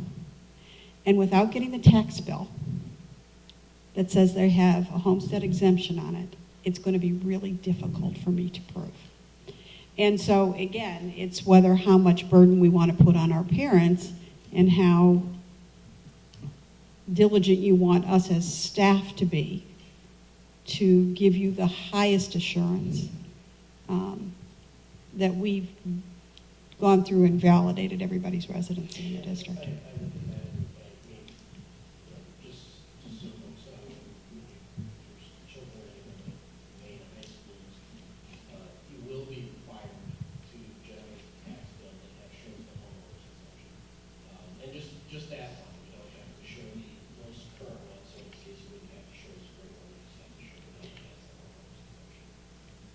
So I think, doing that is, it's just going to establish a practice that will need to be continued as the students matriculate out to high school. I guess, switching gears a little, I was a little surprised, I guess, that so it seems like the approach is going to be that everybody's going to have to show up in person to do this. There is no, and that's a divergence from what 207 does. 207, you can actually email your documents in. Right. You can mail them in, and you can drop them off too. But nobody's going to examine there. And I maybe poo-pooed some of the stuff John said about the burden on families, but I look at it as a much bigger burden to force people to come into the schools and offer a mail option for them to mail documents. And I know you have a feeling that maybe people would be less inclined to falsify things if they had to walk in the door and a document to someone, but I just think that it's more of a burden for the parents to have to go to school to do this. Also just thinking if it's going to be going on during school hours, we're going to have a lot of traffic of people going in and out of our schools that we normally wouldn't have. I guess I'm surprised that we don't have some sort of mail or other option. Right, we were given the latitude to kind of figure out those details on our own, and we did really feel like, at least for year one, we wanted to do the check and be very thorough about it in person. Just first thoughts, if we're going to do this, we got to do it right. And so that leads me to this. When I read this homeowner's exemption, I went to the county assessor's website and I looked it up and I read it and did all that. And I went and pulled an old tax bill, and sure enough, I looked all over it back and forth, and it's not on my tax bill. Frankly, I don't know if it ever was. So I would have to get this homeowner's exemption, and it's not too terrible difficult to do. It's certainly a couple of other hoops that have to jump through. We'll save you some money. The saving money I'm all about, and I'm sure I had done this sometime in the past. I've been living there for a while. But the long and the short is, it doesn't show up on every tax bill. It only shows up on the second installment. Right, and the difference between us and 207 is timing. 207 does their residency re-verification in the summer. Tax bills come out mid-June, mid to late June, which means that all you have to do is copy that bill as it comes and provide it to 207. We're doing this in May, and they don't have that tax bill yet. So it's just a matter of perhaps next year we'll do it during the summer. But this year, if we're doing it before those tax bills come out, the only way that we could guarantee and look at a tax bill and see that homestead exemption is to ask for the one from last year. And then just as the most current one, even though it wouldn't show on there that they paid, if you've got both tax bills, there's an assumption that you still reside there. Is there any other way to verify? So a tax bill by itself is not enough verification. A tax bill with a homeowner's exemption makes it bulletproof. We know of people who owned property in Park Ridge and claimed to live there, who actually live in the city of Chicago. Because we've never required that tax bill with the homestead exemption on it. I'm struggling a little bit with the assumption that the homeowner's exemption is bulletproof. What does the assessor do that we want to do to verify that somebody's not lying? In other words, why can't somebody just as easily be lying to the assessor? Well, your primary residence is the only resident. If you own multiple homes, it's only your primary resident that You could. can only It gets list one Right. exemption. But what's to stop you from listing the District 64 one? So that, just means you gotta lie twice, right? Right. Lie once, right? That would be true. Yeah, So in other words, all we gain by requiring a homeowner's exemption is that if somebody wants to lie to us, they have to lie twice instead of just once. Or if they've been lying all along, now they gotta change their story, Yeah. which makes things more complicated for people. And I'm not necessarily opposed to it either. I think Bob had a very good comment that, there is something to be said for being an advocate to District 207. And while I wasn't in favor of doing this to begin with, if we're going to do it, I don't really have any problem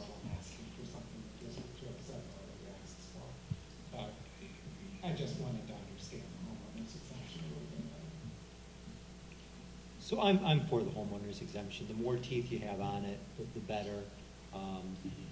So I think if we're gonna do it, let's do it right and have the homeowner's exemption. My only comment is that it's great that you give them 3 weeks, but working parents at night, you give them 2 days in the same weeks that are 2 days apart. If anyone's on a business trip, Sure. you're hassling them. I really think you ought to offer maybe those 3 weeks as well in the evening. You know what I mean? Because you're on a 2-night, 3-night business trip, then, now I'm in trouble, and Or now you got vacation. more hassle than you already have. If you offered one every of those weeks, or 3 weeks, one for 3 weeks at a different time, whatever, I think it'd be easier on parents. You know, if I can address your other question too, which is, should you threaten people with jail time or large penalties or more? You happen to have hit another one of my pet peeves in life, which is there's something about American government that likes to threaten its citizens repeatedly on force. And, an example was, when I've traveled abroad, you get on the airplane, you come land someplace like France. They give you a cute design form that's very welcoming, you fill out your information. You back on the plane, you come back, you get handed this yellow form with big black type telling you that you're going to jail if you lie to the immigration folks. And I don't think you need to do that. The law is what it is. People ought to be able to figure out well enough about it that, they're in trouble if they lie. That's my own personal preference. It's not a huge deal, but you asked, so. That's my answer. All right, 2 other points for your consideration. Okay, so these have to do with the re-verification and InfoSnap. So this would be a change in practice. We were hoping to have InfoSnap registration and payment of student fees set for June 1st, which is ahead of the August 1st deadline that we usually use. So we get everybody into the system. It's going to help us with enrollment. It's going to help us put kids in class lists. It's going to shut down a larger portion of the books, hopefully sooner than later. So that's one. And then the other piece was, so we're gonna do all this. We're gonna have nights. We're gonna want people to bring their paperwork in. We're asking them to pay by June 1st. What if they don't? We talk about teeth. Where are the teeth? Can we hold back the class list? Not indefinitely, because we have to get the kids in school, but can you hold back the class list and don't send it when the vast majority go, which is typically around the middle of August? That's something that's pretty important to most families and the kids. They want to know which homeroom or which team or which classroom teacher. So that was a brainstorm that we had. And it certainly would be a change in practice, but we wanted to get your reaction to...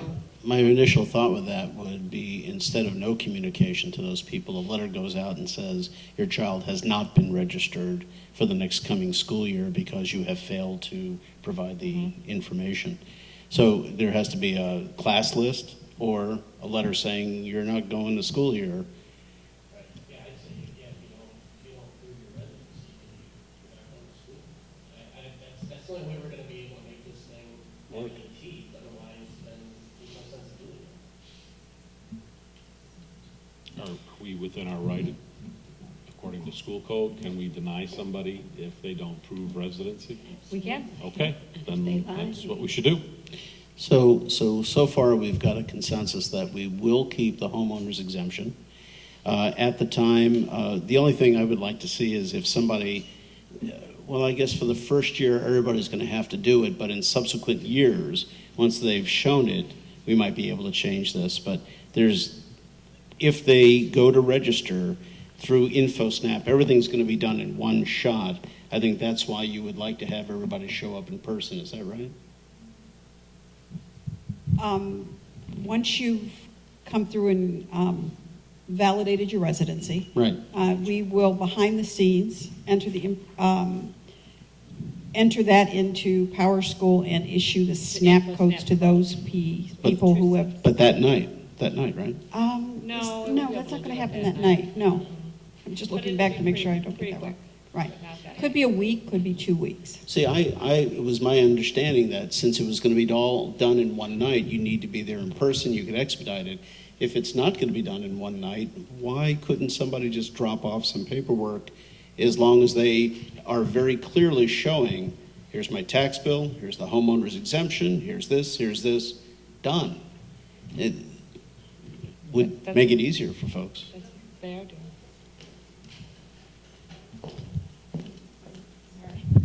They would be done with part one, Yeah. which would be that residency section, but then the info snap goes through and it collects a lot of different information, contact information, emails, photo permission, reminds you of the health requirements for that grade level, and so forth and so on. So that's something that parents do need to spend some additional time on. It's not lengthy, but they need to spend some additional time on that, and it is online.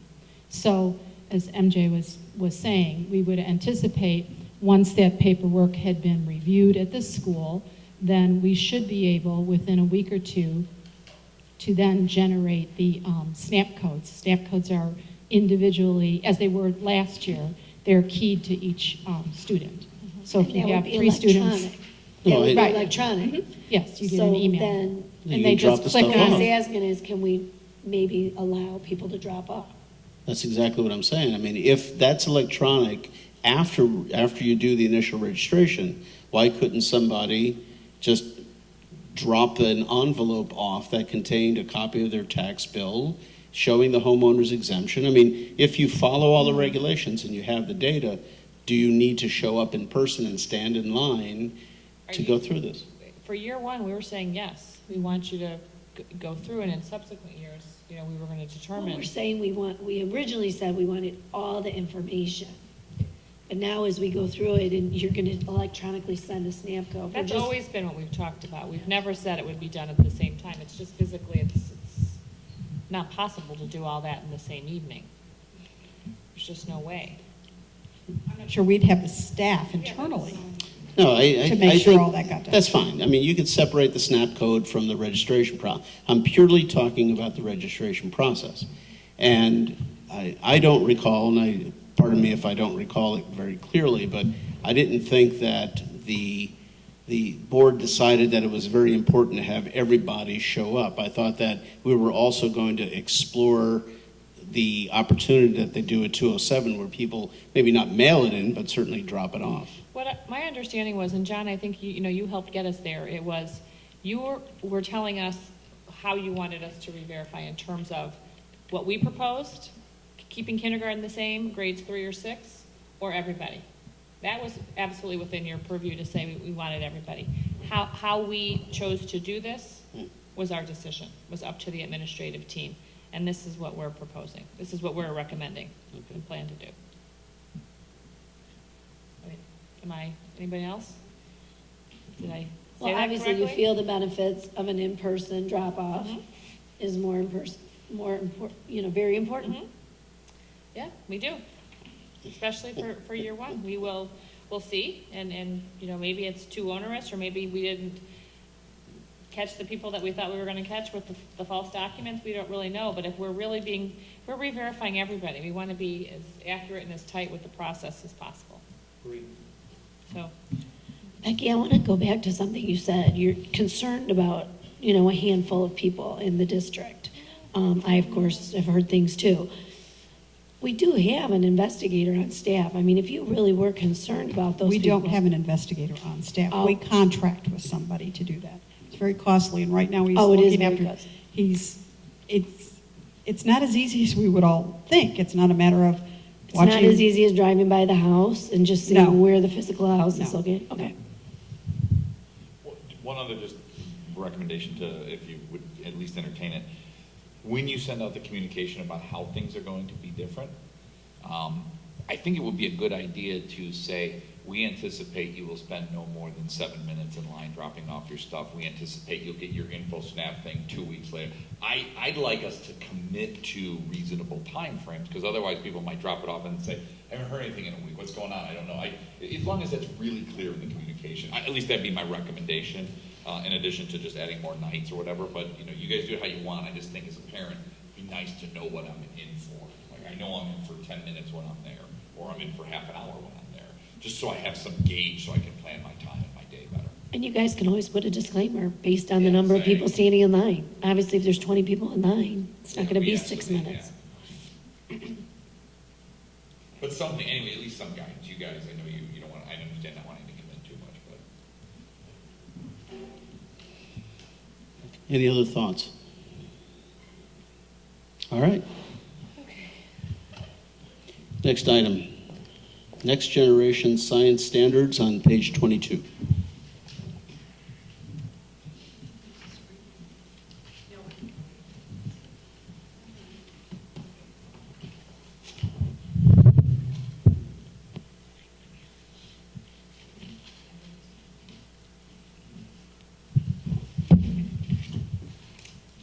Well, first of all, good evening, everyone, and thank you for the opportunity to address the board tonight about the next generation science standards.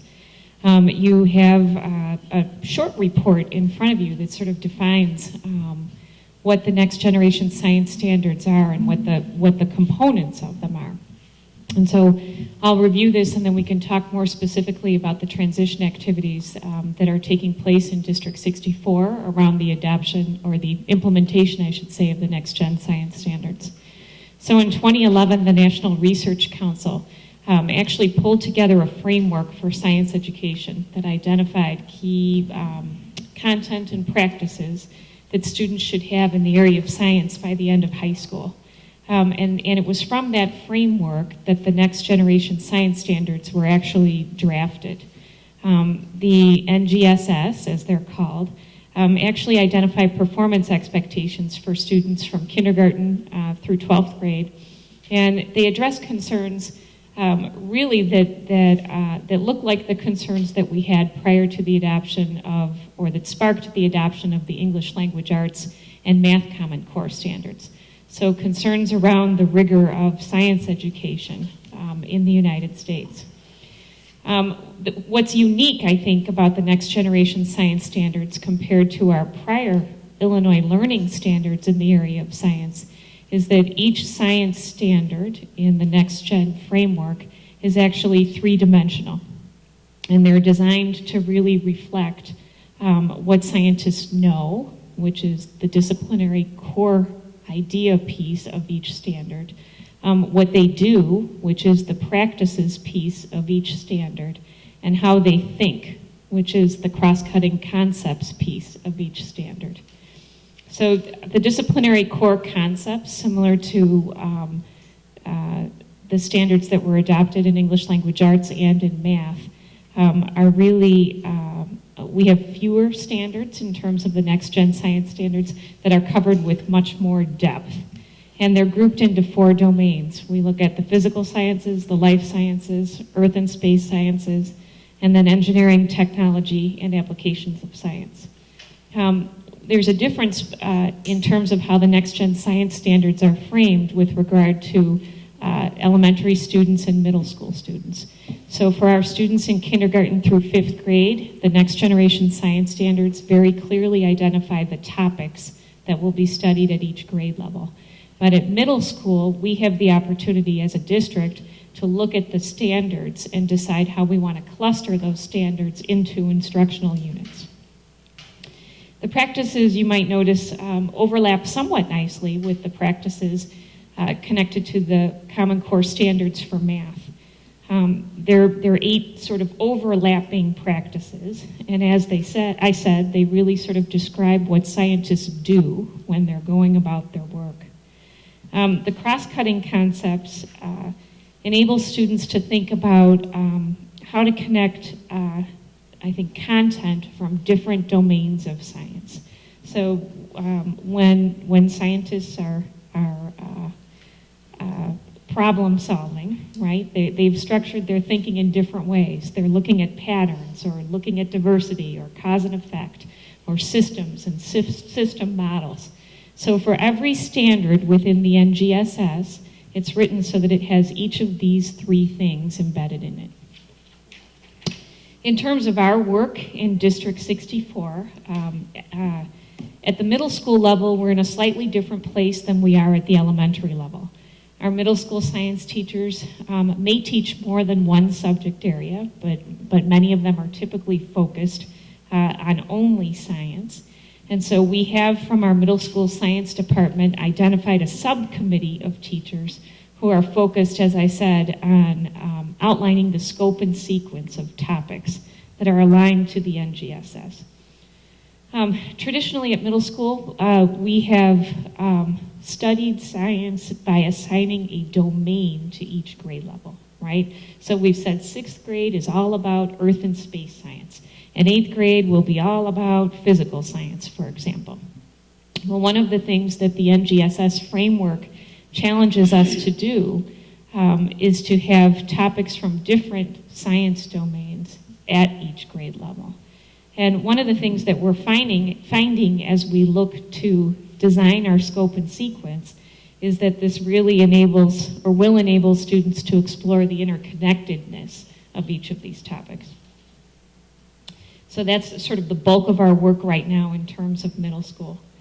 The elementary committee actually began its work last May, and we have been working with a science consultant named Anne Reichel, and Anne was actually a reviewer of the next generation science standards before they were formalized. And so she's supporting us with looking at each of the 3 dimensions and thinking about how science instruction might be structured to reflect an inquiry-based platform or an inquiry-based perspective. We also have had the opportunity as a committee to send representatives to the National Science Conference, which was held in Chicago this year. And we're looking closely at some materials that have been developed that integrate reading and writing into the science and help us explore the topic of argumentation, so supporting your scientific claims through argument. A challenge that we're sort of facing in both committees right now is that 13 states, well, 12 states in the District of Columbia have adopted the next generation science standards. And so because it's not as much of a broad adoption as we saw with the English language arts and math, although it is coming, more states will be adopting, there's a lag in terms of published materials that are available for us to review and consider for adoption. This isn't a significant problem at the middle school, where our teachers have the background and expertise to really design problem-based or inquiry-based instructional units, because this is the content that they studied, right, that they've been trained in. At the elementary level, we have teachers who are very, very comfortable teaching science, right, who have a background in science, and we have teachers who are less comfortable and probably would require some additional coaching. So it's more challenging for us at an elementary level to decide that we want to design units. So we're really asking ourselves 3 questions as vendors design materials potentially for adoption. And the questions are, do we want to adopt, right? Or do we want to adapt? Do we want to look at some of our existing materials or even purchase singular modules related to topics that we would adapt for our use? Or do we want to write our current, our future science curriculum? So in thinking about that, one of the things that we have done in District 64 at the elementary level is sort of slow down our timeline for adoption. So we had originally anticipated being online sort of with the state in terms of adopting by 2016-17. But we have a concern about adopting the standards and not having high quality resources to choose from. So we have decided as a committee at the elementary level that we want to we want to retire one of our current District 64 units and begin to design performance tasks or performance expectations for kids, and use those smaller modules as opportunities to support teachers with developing a deep understanding of the NGSS, and then as a committee continue to scan what's coming out and available for us to use. At the middle school level, as soon as we have our scope and sequence outlined, we'll begin to think more deeply about where we want to go with that next.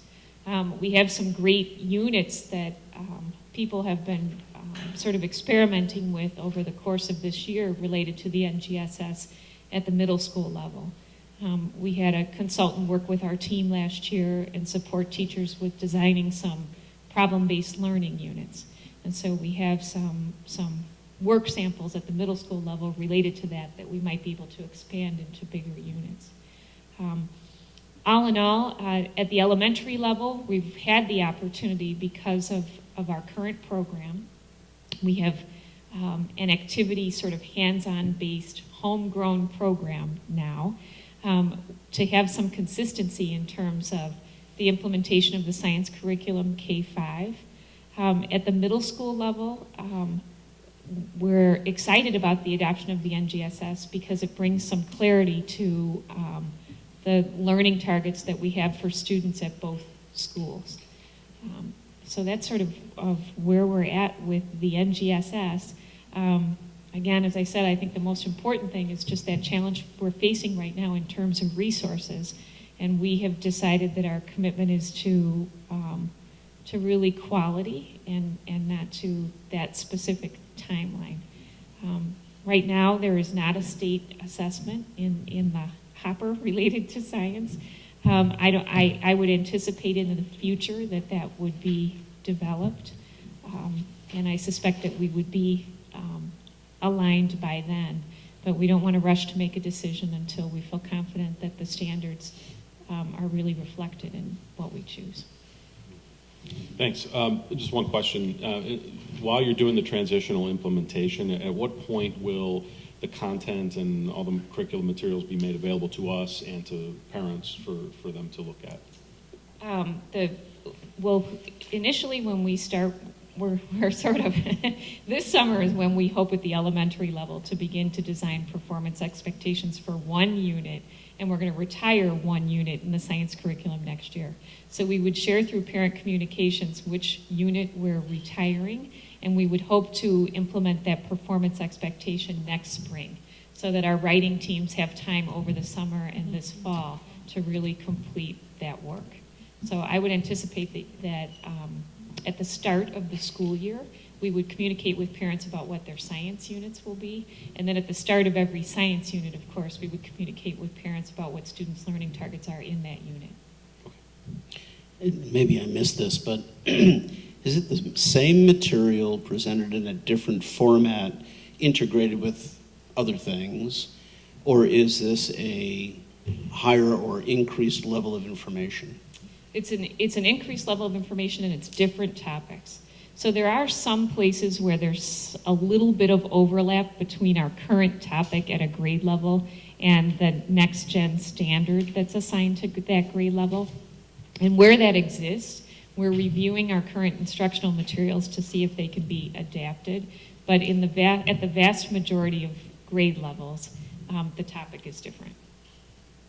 Now, is that going to require different books, or is there going to be supplemental costs associated with this? It's possible.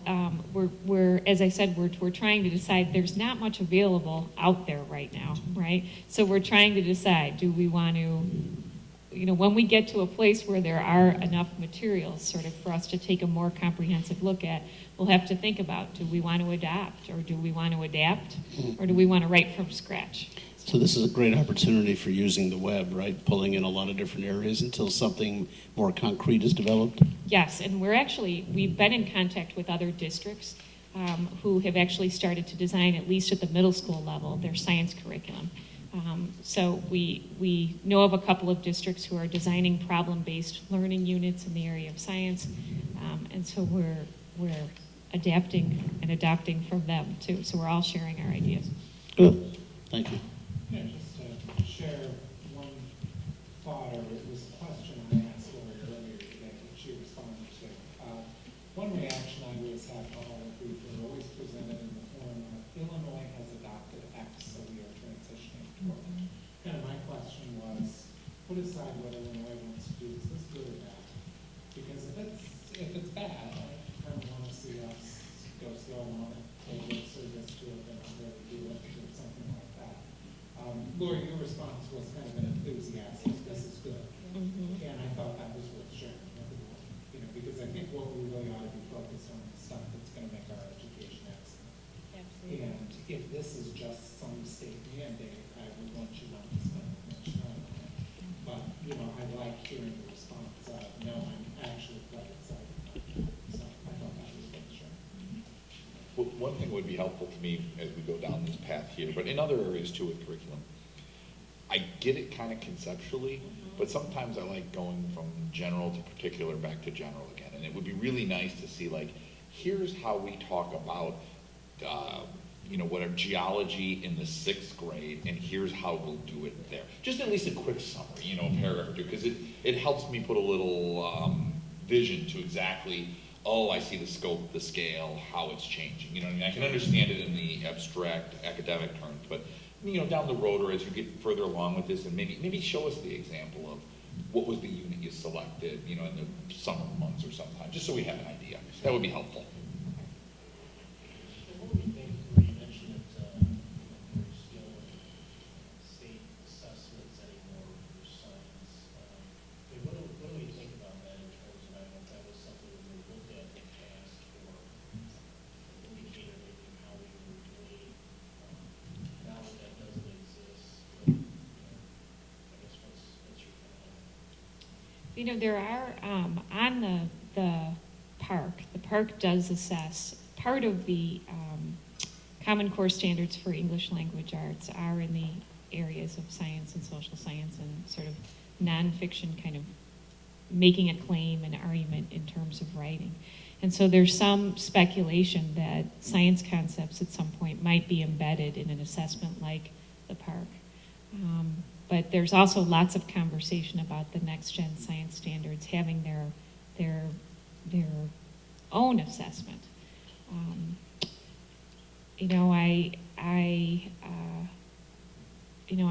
would like for us as a nation to find ways to integrate our assessment packages so we're not spending so much time in the process of assessment, right? So I think that if we could integrate our science assessment into our current park assessments, I would be a fan of that. The way the next gen science standards are written, and this summer when I come back to you with some of our examples from our writing team, I'll bring examples of the standards. They're really written like performance expectations for students or tasks that students can accomplish. And so I think if we embed tasks like that into our current curriculum, we would find that our students would excel on an assessment, whether it was its own science assessment or embedded in the ELA park.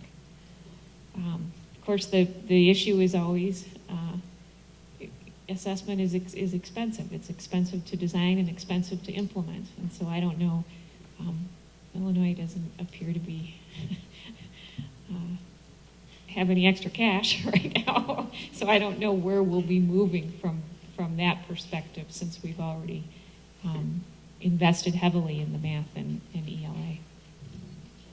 Or is we considering that kind of searched out for the next generation science website and send that link around? Sure. There actually is some kind of fairly specific stuff. That it's kind of just- Any other questions?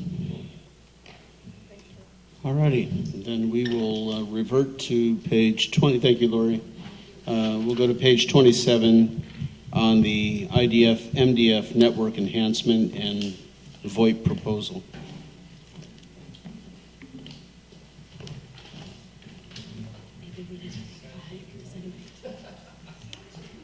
Would you like to? I'll just go first. You guys can start.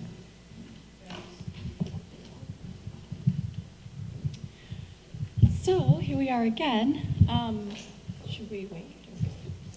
So as the board as the board directed from our March 23rd meeting, we reconnected with our vendors and did a redesign of our UPS and backup system that was proposed, and in moving forward with our with the VoIP telecommunications implementation as well. So as you read from the memo, we retooled that whole thing and as well integrated our current generators at 5 of the buildings, and then adjusted for implementation at for the remaining buildings that did not have current generators in place. With the adjustment of expectation that the uptime would be tooled back to 15 to 20 minutes and really just in the main office so that we had at least, at minimum,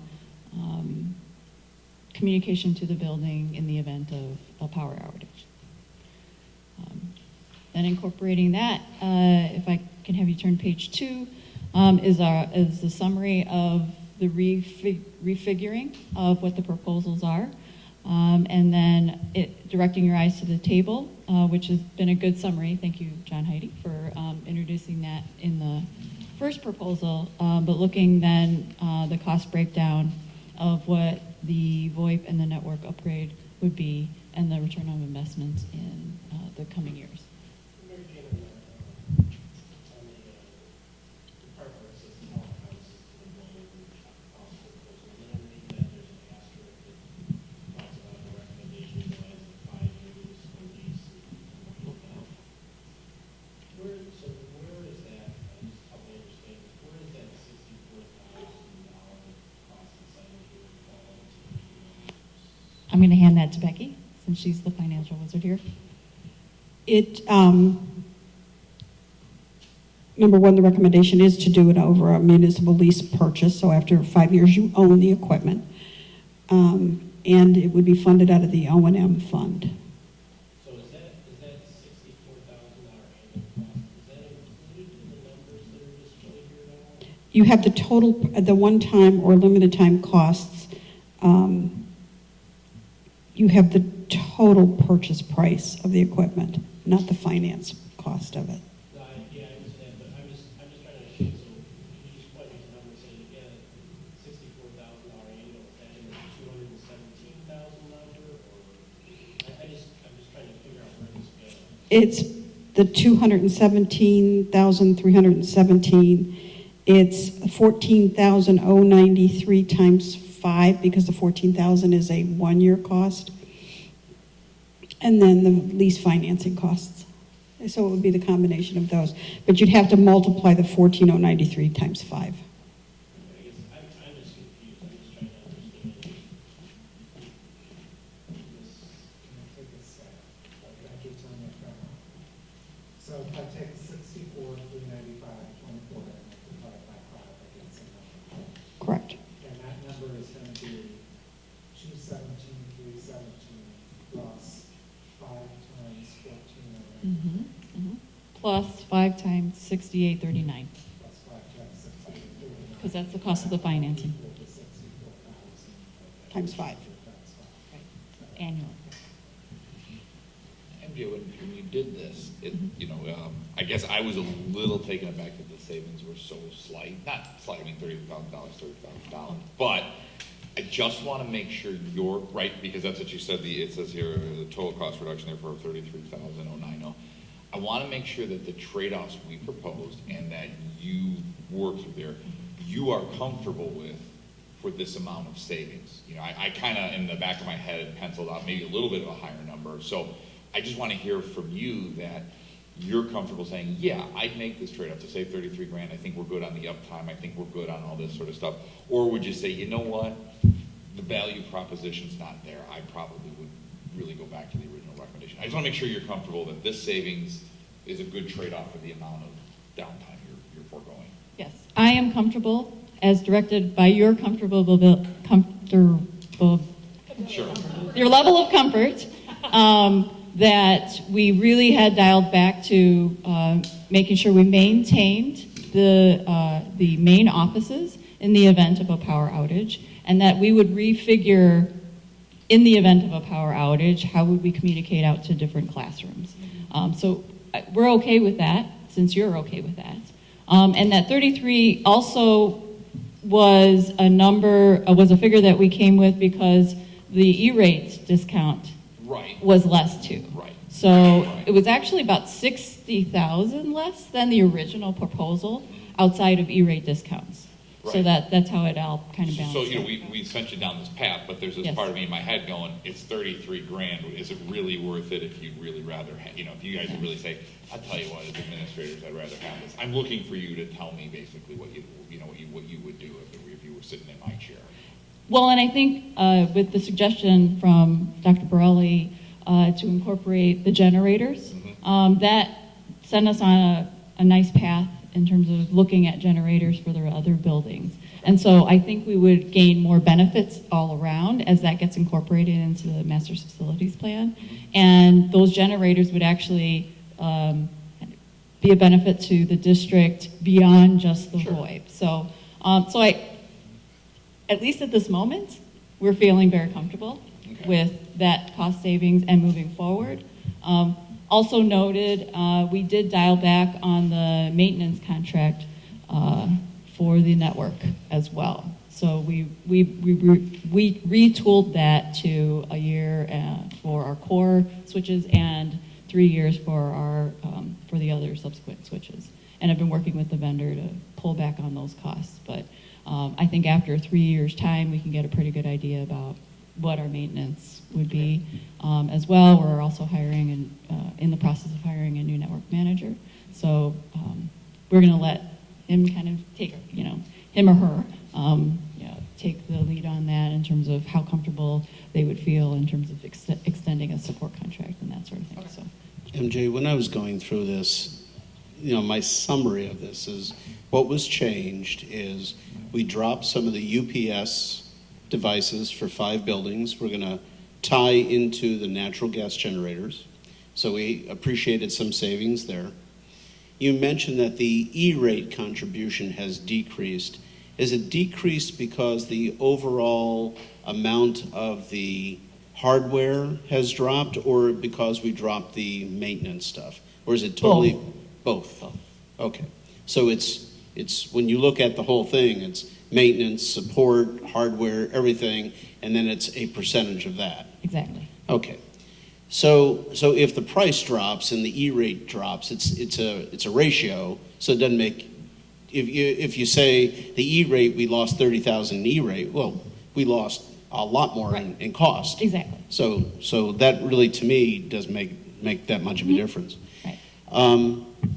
Going back to the natural gas generators, there's definitely a positive, because these things can be utilized for other uses, and we're still going to be installing those UPS devices. And I was looking in here, and I didn't see a breakdown of the cost for those devices, but I was just wondering if you had an idea in those 4 buildings that currently do not have a device, what the cost would be of installing a device, a natural gas generator, versus the cost of the UPS device.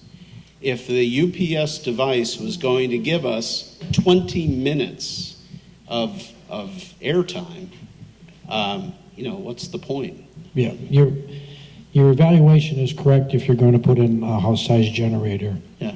which will really not serve the purpose of the building. So in order to put a natural gas generator in each building, it would be my recommendation that we put one in that we can tie not only the phone system into, but emergency lighting, sump pumps, everything that we currently have on our existing systems. So when you incorporate that cost for a generator the correct size, your offset is tens of thousands of dollars difference. And what would a cost for one of those be? Oh, shoot, Tony, I'd have to go back and look. If I'm remembering myself from the Carpenter project, they're somewhere in the $40,000 to $60,000 price range installed. Each? Yeah. Is that correct. right? Yeah. And a smaller one that I know that can be put in for 4 to 5. Right. I know you can't carry a whole building on that. I get it. No. But you can certainly carry some things. And since this is all coming part of that bond money, this is a golden opportunity for these 4 buildings to have some semblance, some sense of backup, energy backup. Currently, there's no energy backup in these buildings, right? That is correct, and I certainly understand where you're coming from, and I'd like to just respectfully disagree with you if I could. I really think that if we were gonna put the generators in there, we should put the generators in that's gonna meet the needs of the building, not just one piece of the building. You have to remember, your house is probably, what, 200 amp coming into your house? You know, these buildings are 1,800, 2,400 amp buildings coming in. That size of a generator, by the time we get the run of the building, we're gonna lose so much juice on the other end, we're not really gonna be able to do a lot with it. And I think you want me to be honest with you, which is what I'm doing. So during a facility master plan, we will definitely be identifying that we need backup generator power, and there's a lot of reasons for that. We put our exit lights on backup generator, we put our emergency lights on backup generator.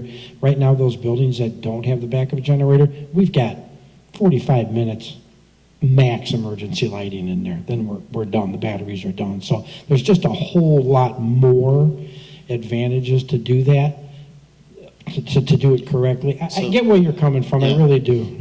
So from what I understand, you don't want to throw 5,000 when you really should be, to do the job right, you want to put the bigger one in, but that throws you out of the ballpark, the comparisons to this UPS unit. Is that the idea? Yeah, Exactly. correct. And these, so just so I understand, and thanks so far, I mean, it clarifies it. This is exactly what I wanted to hear. Okay. But how much are these UPS units? I think they came out to be about 7,000, 7,053. 7,000. Yeah, but again, you have to realize, none of the IDF, so you have a main distribution frame, and that's the only thing that we are committing to keep up for 15 to 20 minutes. We have not, the plan took out all the rest of the IDFs, which then filters through the rest of the building. So we really scaled back, comfortably speaking, in light of the master facilities plan and what we have going forward. I get it, but $7,000 for 15 to 20 minutes of backup just Well, you remember it's kinda too, crazy. computers don't like just having their switches turned on and off, and so when the power goes out, you still have a few seconds until that generator fires up, even in those areas. Something has to bridge that, or you're gonna take another 15 minutes to just boot up and you'll lose it. So you do need a minor UPS in every one of those You do. to bridge a gap. And yes, and we're doing Right. that in So all the there, and MDF. so there'll be some expense inevitably. The UPS will be everywhere. It's just, do you need the big one, or can you get by with the small one? Oh, is that Exactly. right? Yeah, So because otherwise you just won't bridge that gap. Like if your house goes out, your generator.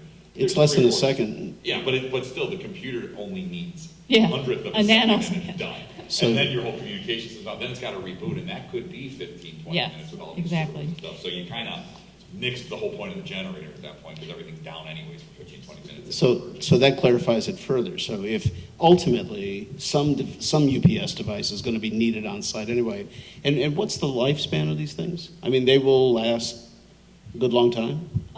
Several years, and then you just change out the battery. So Oh, okay, all right.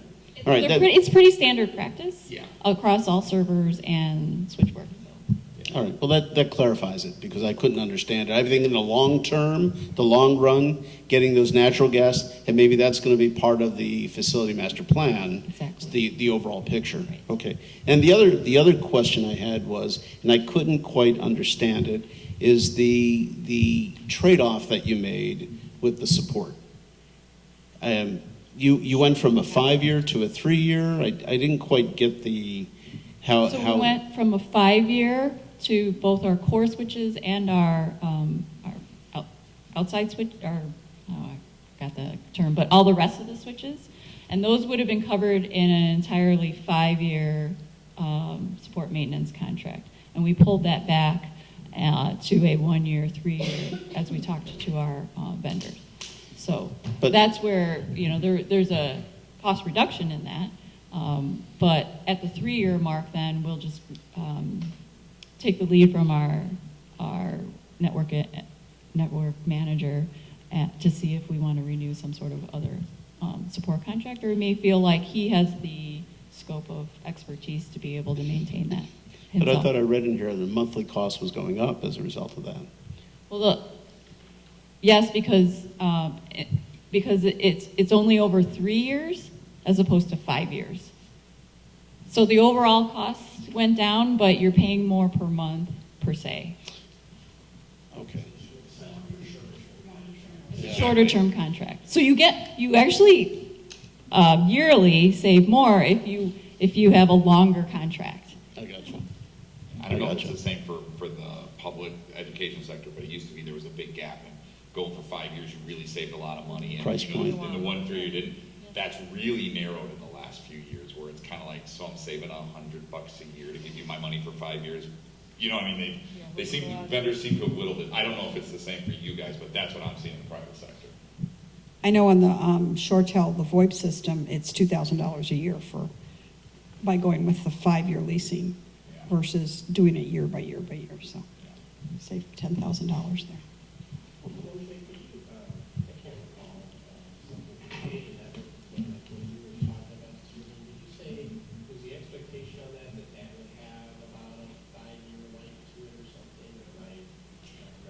Our expectation is actually would be beyond 7 years, the life of the equipment that we're upgrading to.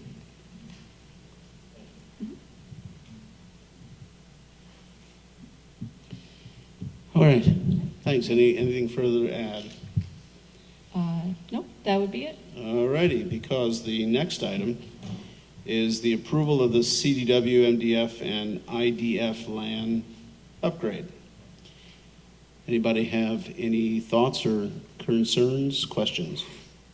I'm just gonna vote no, and my only reason is from a cost basis, and everything we're doing, the master facility plan, other things that, I'm just concerned about spending, $350,000 on something that doesn't do anything to improve student learning or safety in schools, so. Doesn't it keep the phones running? It does.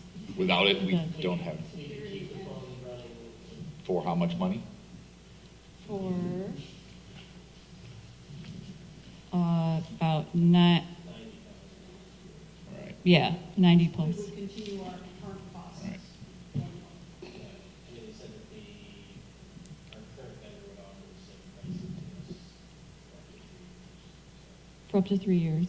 For up to 3 years. But I just want to remind the board of the difficulty that we had in supporting the system at the beginning of the year when we experienced 3 weeks of downtime because this is a legacy system. So,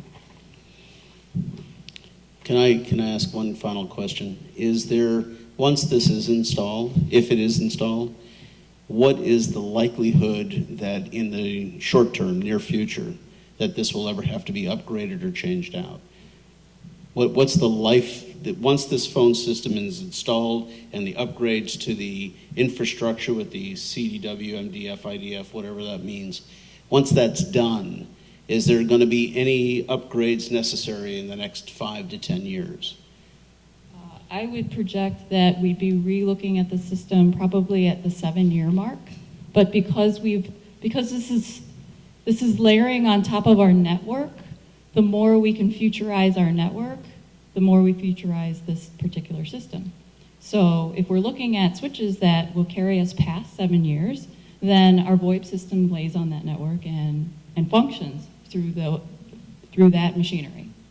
So 7 to 10 years, I would say. Because of the lifespan of the actual hardware? Yes.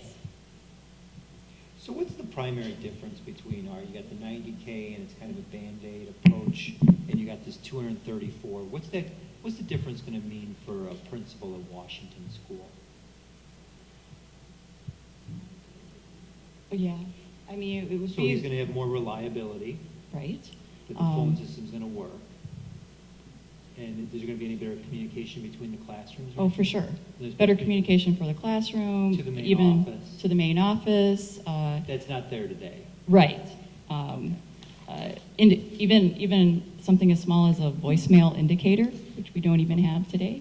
And then as it gets tied into the paging system, you're having intercom systems through that as well. And then think features like they call twinning, where you can have a phone ring and it also ring your mobile phone for principals who are all over the building, or even other custodians and other folks. So yes, definite communication enhancements to how we do business That we don't have. that we don't have right now. Okay, thank you. Not only that, the payoff for this is 5 years.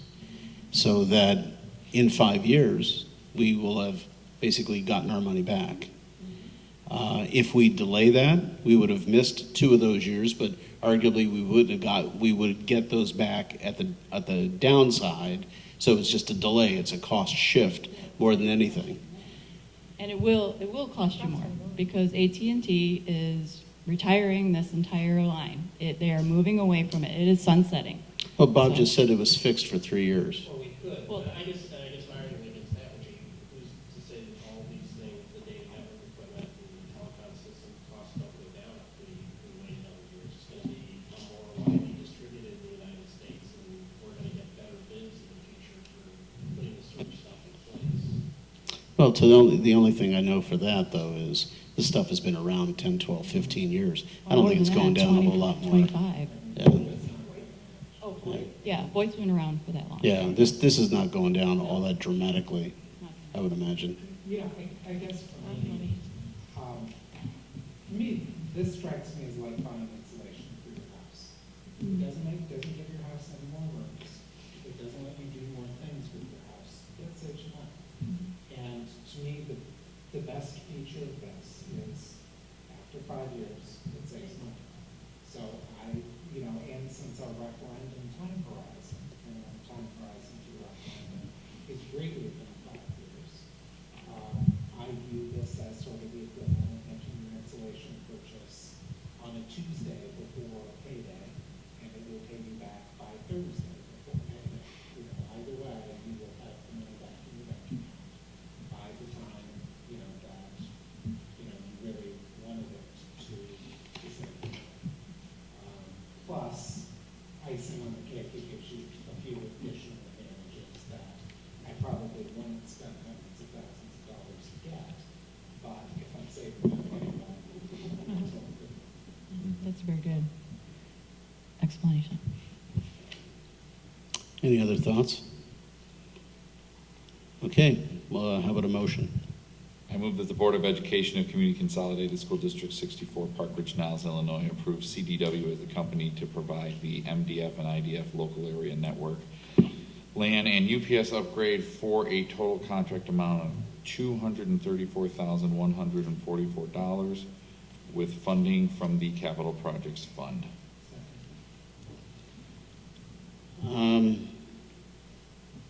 Before we take a vote, I have one final question.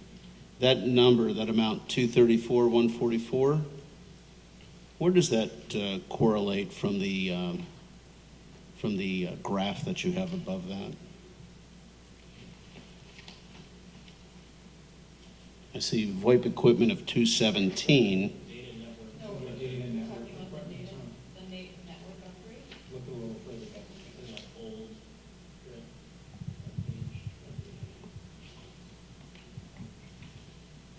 290, 234, where is it? It's in the top of the page, data network equipment. Under recommendations after proposal. Oh, yep, okay, all righty. So we have a motion, we have a second, let's take a vote. Dan? Aye. Aye. Aye. Even though it's more than I would like to spend, I see the benefits, yes. Aye. All righty. Next item, which is an action item, is the approval of the ShortTel and Call One VoIP replacement phone system. Any comments, questions? None noted. How about a motion?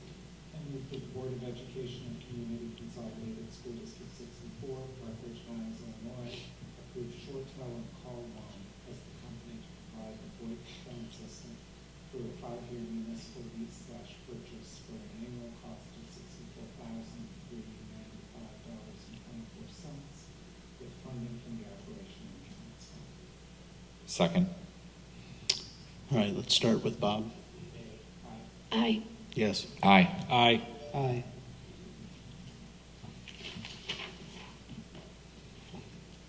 All righty.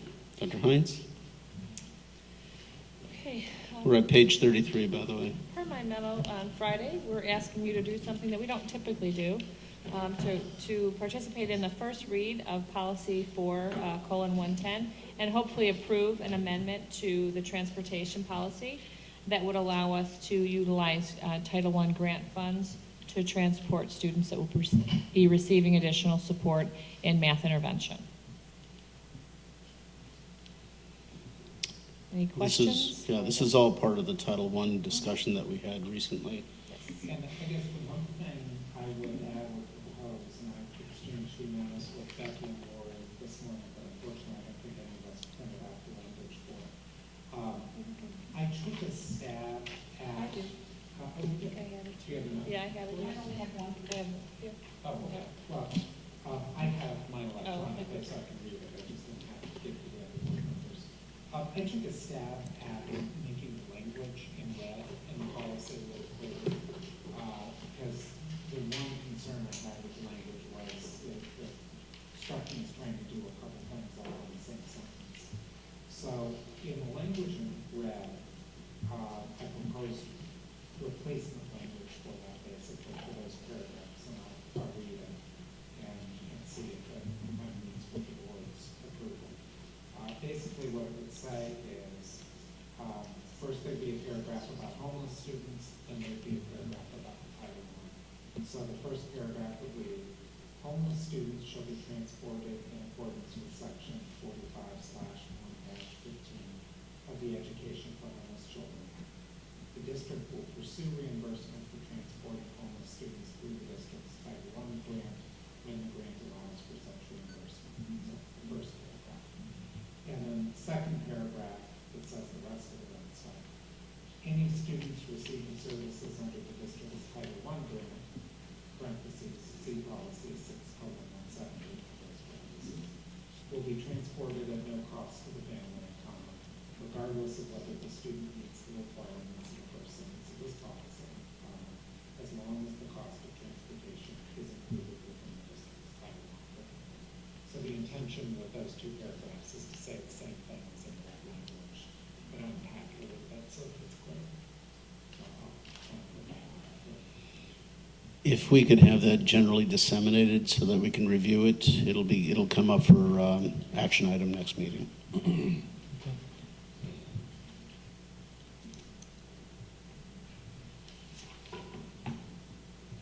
So we're not going to vote on it now? We're not, but we were hoping to Did you want to get to it do tonight? both tonight, going out of, and I put info in my memo about that, just, we know it's kind of out of the ordinary, but just based on the fact that we're really trying to get this Title I transportation rolling for all these kids. I have a question on what you're proposing then.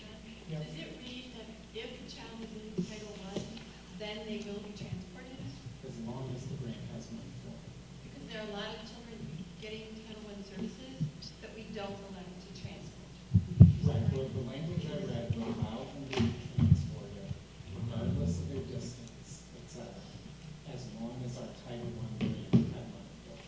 Receiving services. It says will be transported. Any student receiving services will be transported. My concern is that the majority of students receiving services don't get transported. I guess I'm not following you. Jen, do you want them to be transported or do you want them not to? I want the grant to be able to decide that. Okay, that's what I think my language says. It says they will be transported if there's money in it. Set aside for that sub-use of the grant. You can make that clear if you want. Yeah. I don't want the grant to have to always set aside money for transportation. Because there are sometimes we use set up programs in And I don't think it transportation. says that. Okay. It doesn't Okay. promise that the grant will do anything. Okay. It just says if the grant has money for it, then we will transport it. Okay. Doesn't that tie that money? If that money is available, then it must be used for transportation of Title I children. That's what I'm worried I think about. what Jane is suggesting is we could make that even clearer and say if there is money specifically allocated for transportation. When money is set aside within the grant for the purpose of transportation, would make me feel better. Is it dependent upon whether transportation is necessary? It's currently in red. I'm just curious. Because it's not clear. Because it's talking about homeless students and Title I students in the same sentence. And frankly, I don't know what the red stuff means. I'm curious why we changed it from may be transported to must be or will be. Where's the, okay. In the original red, I see may be Well, transported. because to me, the may wasn't clear. I when we say in a policy that they may be transported, I have no idea what we're telling the staff to do. Okay. And so I assumed what they wanted was will, as long as there was money in there. And. But you're wanting discretion, Yes. even among, even, I'm looking at even Lori. within the boundaries of the money that's available, you still want discretion of whether to use that money or not? For transportation purposes. Well, Right. we'd always allocate all of the money for student needs. There would be scenarios where we would choose to put transportation into the plan and scenarios where we might not. I just don't want our hands, I don't want that determined by this policy. Yeah, if In I, which case, I probably didn't get the intent right, which I guess I'll give myself half credit for. That wasn't clear. Yeah. It was confusing. I didn't read it right. I think there's two things, Lose the other. there's two things we're trying to accomplish here, and correct me if I'm wrong. Number one is that if for Title I people that will receive services, if it's written in the grant that there is money there for transportation, that it's okay for us to transport them and use that grant money for that. And the second piece is the under the mile and a half. Yeah, and that Right. definitely had in there. Yeah, because if it's an after-school program for a dozen kids and we're gonna give them a ride home on Title I, but they fall within that 1.5 mile, they wouldn't qualify for busing. So we need to make it so that those after-school activity kids can be bused anywhere regardless of their distance from the school. So those are the two things we're looking for, right, Jane? Yes. Yeah, okay. That's why I put may in, because I thought it'd allow us to sometimes do it. Yeah. So the may is intended to mean we're giving you authorization, but we're not requiring it. To all, you're right. Okay. That if in the authoring of the grant, transportation's included, we may do that. Or in the authoring of the grant use, we choose not to include transportation for a particular program, we may also do that.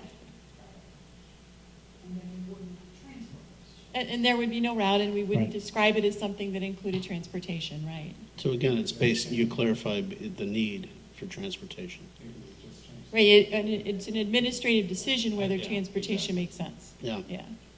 Yeah, I think exactly what John said, but just change the will to may. I think that's. Okay. That That helps, works for you? yeah, Okay. yeah. Yeah. Okay, can you repeat that one more time? So it's two paragraphs. Here's the first paragraph. First paragraph's about homeless students.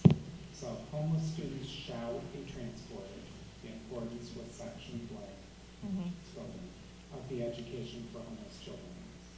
The district will pursue reimbursement for transporting homeless students through the district's Title I grant when the grant allows for such reimbursement. Okay? So for homeless students. And the paragraph about students receiving services. Any students receiving services under the district's Title I grant, see policy 6170, may be transported at no cost to the family, regardless of whether the student meets the requirements of the first sentence of this policy. That's the stuff about the distance.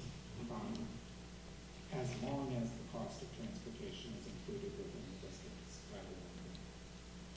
That's clear to me because it's dependent upon the need for transportation and the incorporation of the monies available. Yeah. All righty. Jane, is that all right? Yes, thank you. All right, so that means we gotta go up one page to page 32. It's an action item. How about a motion? I move that the Board of Education of Community Consolidated Schools for 64 Park Ridge-Niles, Illinois, approve board policy 110. Second.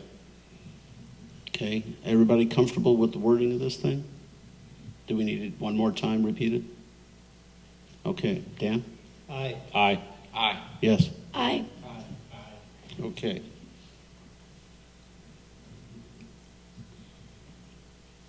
All righty, instruction. Do you want to talk about, well, we don't have to talk about instruction, it's all part of it. right? You're doing consent? Consent, that's next. Any discussion on consent? If not, how about a motion? I move that the Board of Education of Community Consolidated School District 64 Park Ridge-Niles, Illinois approve the consent agenda of April 13, 2015, which includes the personnel report, bills, approval of intergovernmental agreement for shared vision / O&M services, and approval of contracts for audit services in 2014-15. Second? Second. Good. Bob? Aye. Aye. Yes. Aye. Okay, now we do not have anything on the agenda tonight for minutes, passing of minutes, so I'm sure there'll be an extra heavy load of that next time. But Dr. Hines? Just a few things. So the upcoming agenda is in your packet for our April 27th meeting to be held over at Carpenter.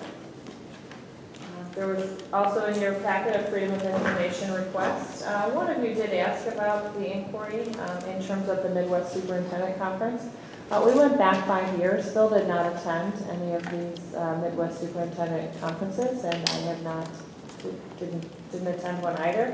Not really sure what I'm looking for, but I just wanted you to know that there was, we haven't attended. It will be shortly described as a some sort on a list of districts that have spent copious hotel bills will be back. Yeah. You also, in your package, should find a revised version of the board operating plan, April updated as of this meeting. Strategic planning is going to have a community forum this Wednesday. People can participate from 4:30 to 5:30 or from 6 to 7 at Emerson. Our consultant Bob Ewey will be there. We do have our next strategic planning meeting then the following Thursday. And we will be looking at a draft, an initial draft of the strategic plan that's pulled together a lot of the survey data and information from the environmental scan for the committee to react to and really and rework. ELF is also on Wednesday. ELF is considering moving their meeting from the EFC over to Emerson so they can participate as a community group, which I think is a great idea. We had a Golden Apple site visit today over at Field for Julie, and I received an email from the gentleman who works over in Lake Bluff that was the lead on the site visit, and he just said very wonderful and positive things about the feel of the building, the response of the staff, administrators, students that were interviewed, as well as parents. So it sounded like they had an exciting day at Field. In your Friday memo, I did mention to you that the tech department, especially the instructional technology project, would like to open its doors to any members of the board that are interested in seeing that technology in action. And they're going to be very flexible with your schedule because there's 7 of you and you all are busy. So what I need from you is to let me know if you're interested and what weeks in schools. If you want to come to one school, if you want to see a couple, if you just don't have time. If each one of you could email me and let me know, then I can give that information to our ITCs so they can just put it into their schedules and communicate with the staff. So I think that's, I think you're going to be impressed with what you see. Hopefully you also, in your Friday memo, looked at the reorg letter that was sent to Mr. Sotos and Mr. Eggman, so you're aware of kind of how that will unfold on May 4th. We hope that the Collins family and the Heidi family, or portions of, are able to attend because we really would like to send you off with the bank and a bunch of things. That's all I have. Any questions for me? Operating plan document. I was thinking, okay, the part where we've got the property taxes, and we had, for 2015, we were projected, where it says the CPI is 2%, is that the number that we know now is 0.8? Good catch. When I looked at that, I looked at everything in there and didn't even Thanks, Bob. see that. It will be corrected again. Okay. And on the next page, I was just asking for, people who read this and maybe aren't as familiar with terms, where we show the staffing, and we have, positions, admin, et cetera, and we list PREA, PRTAA.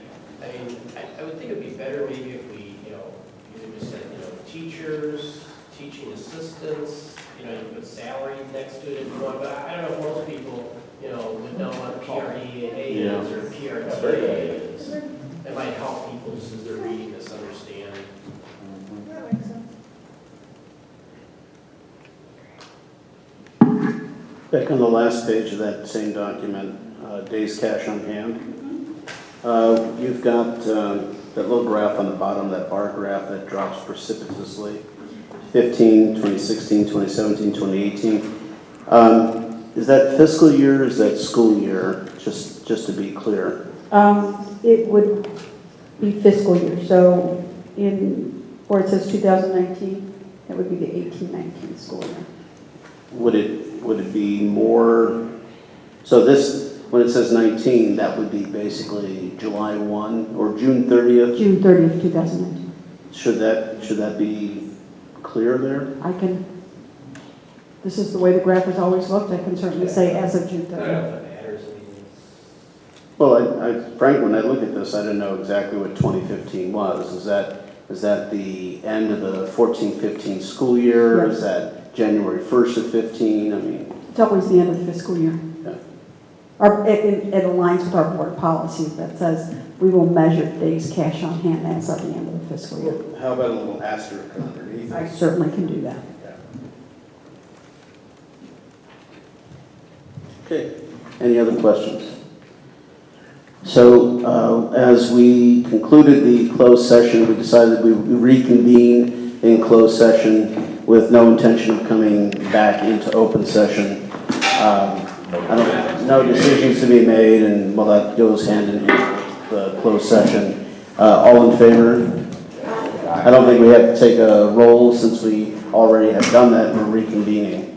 So, all right, good.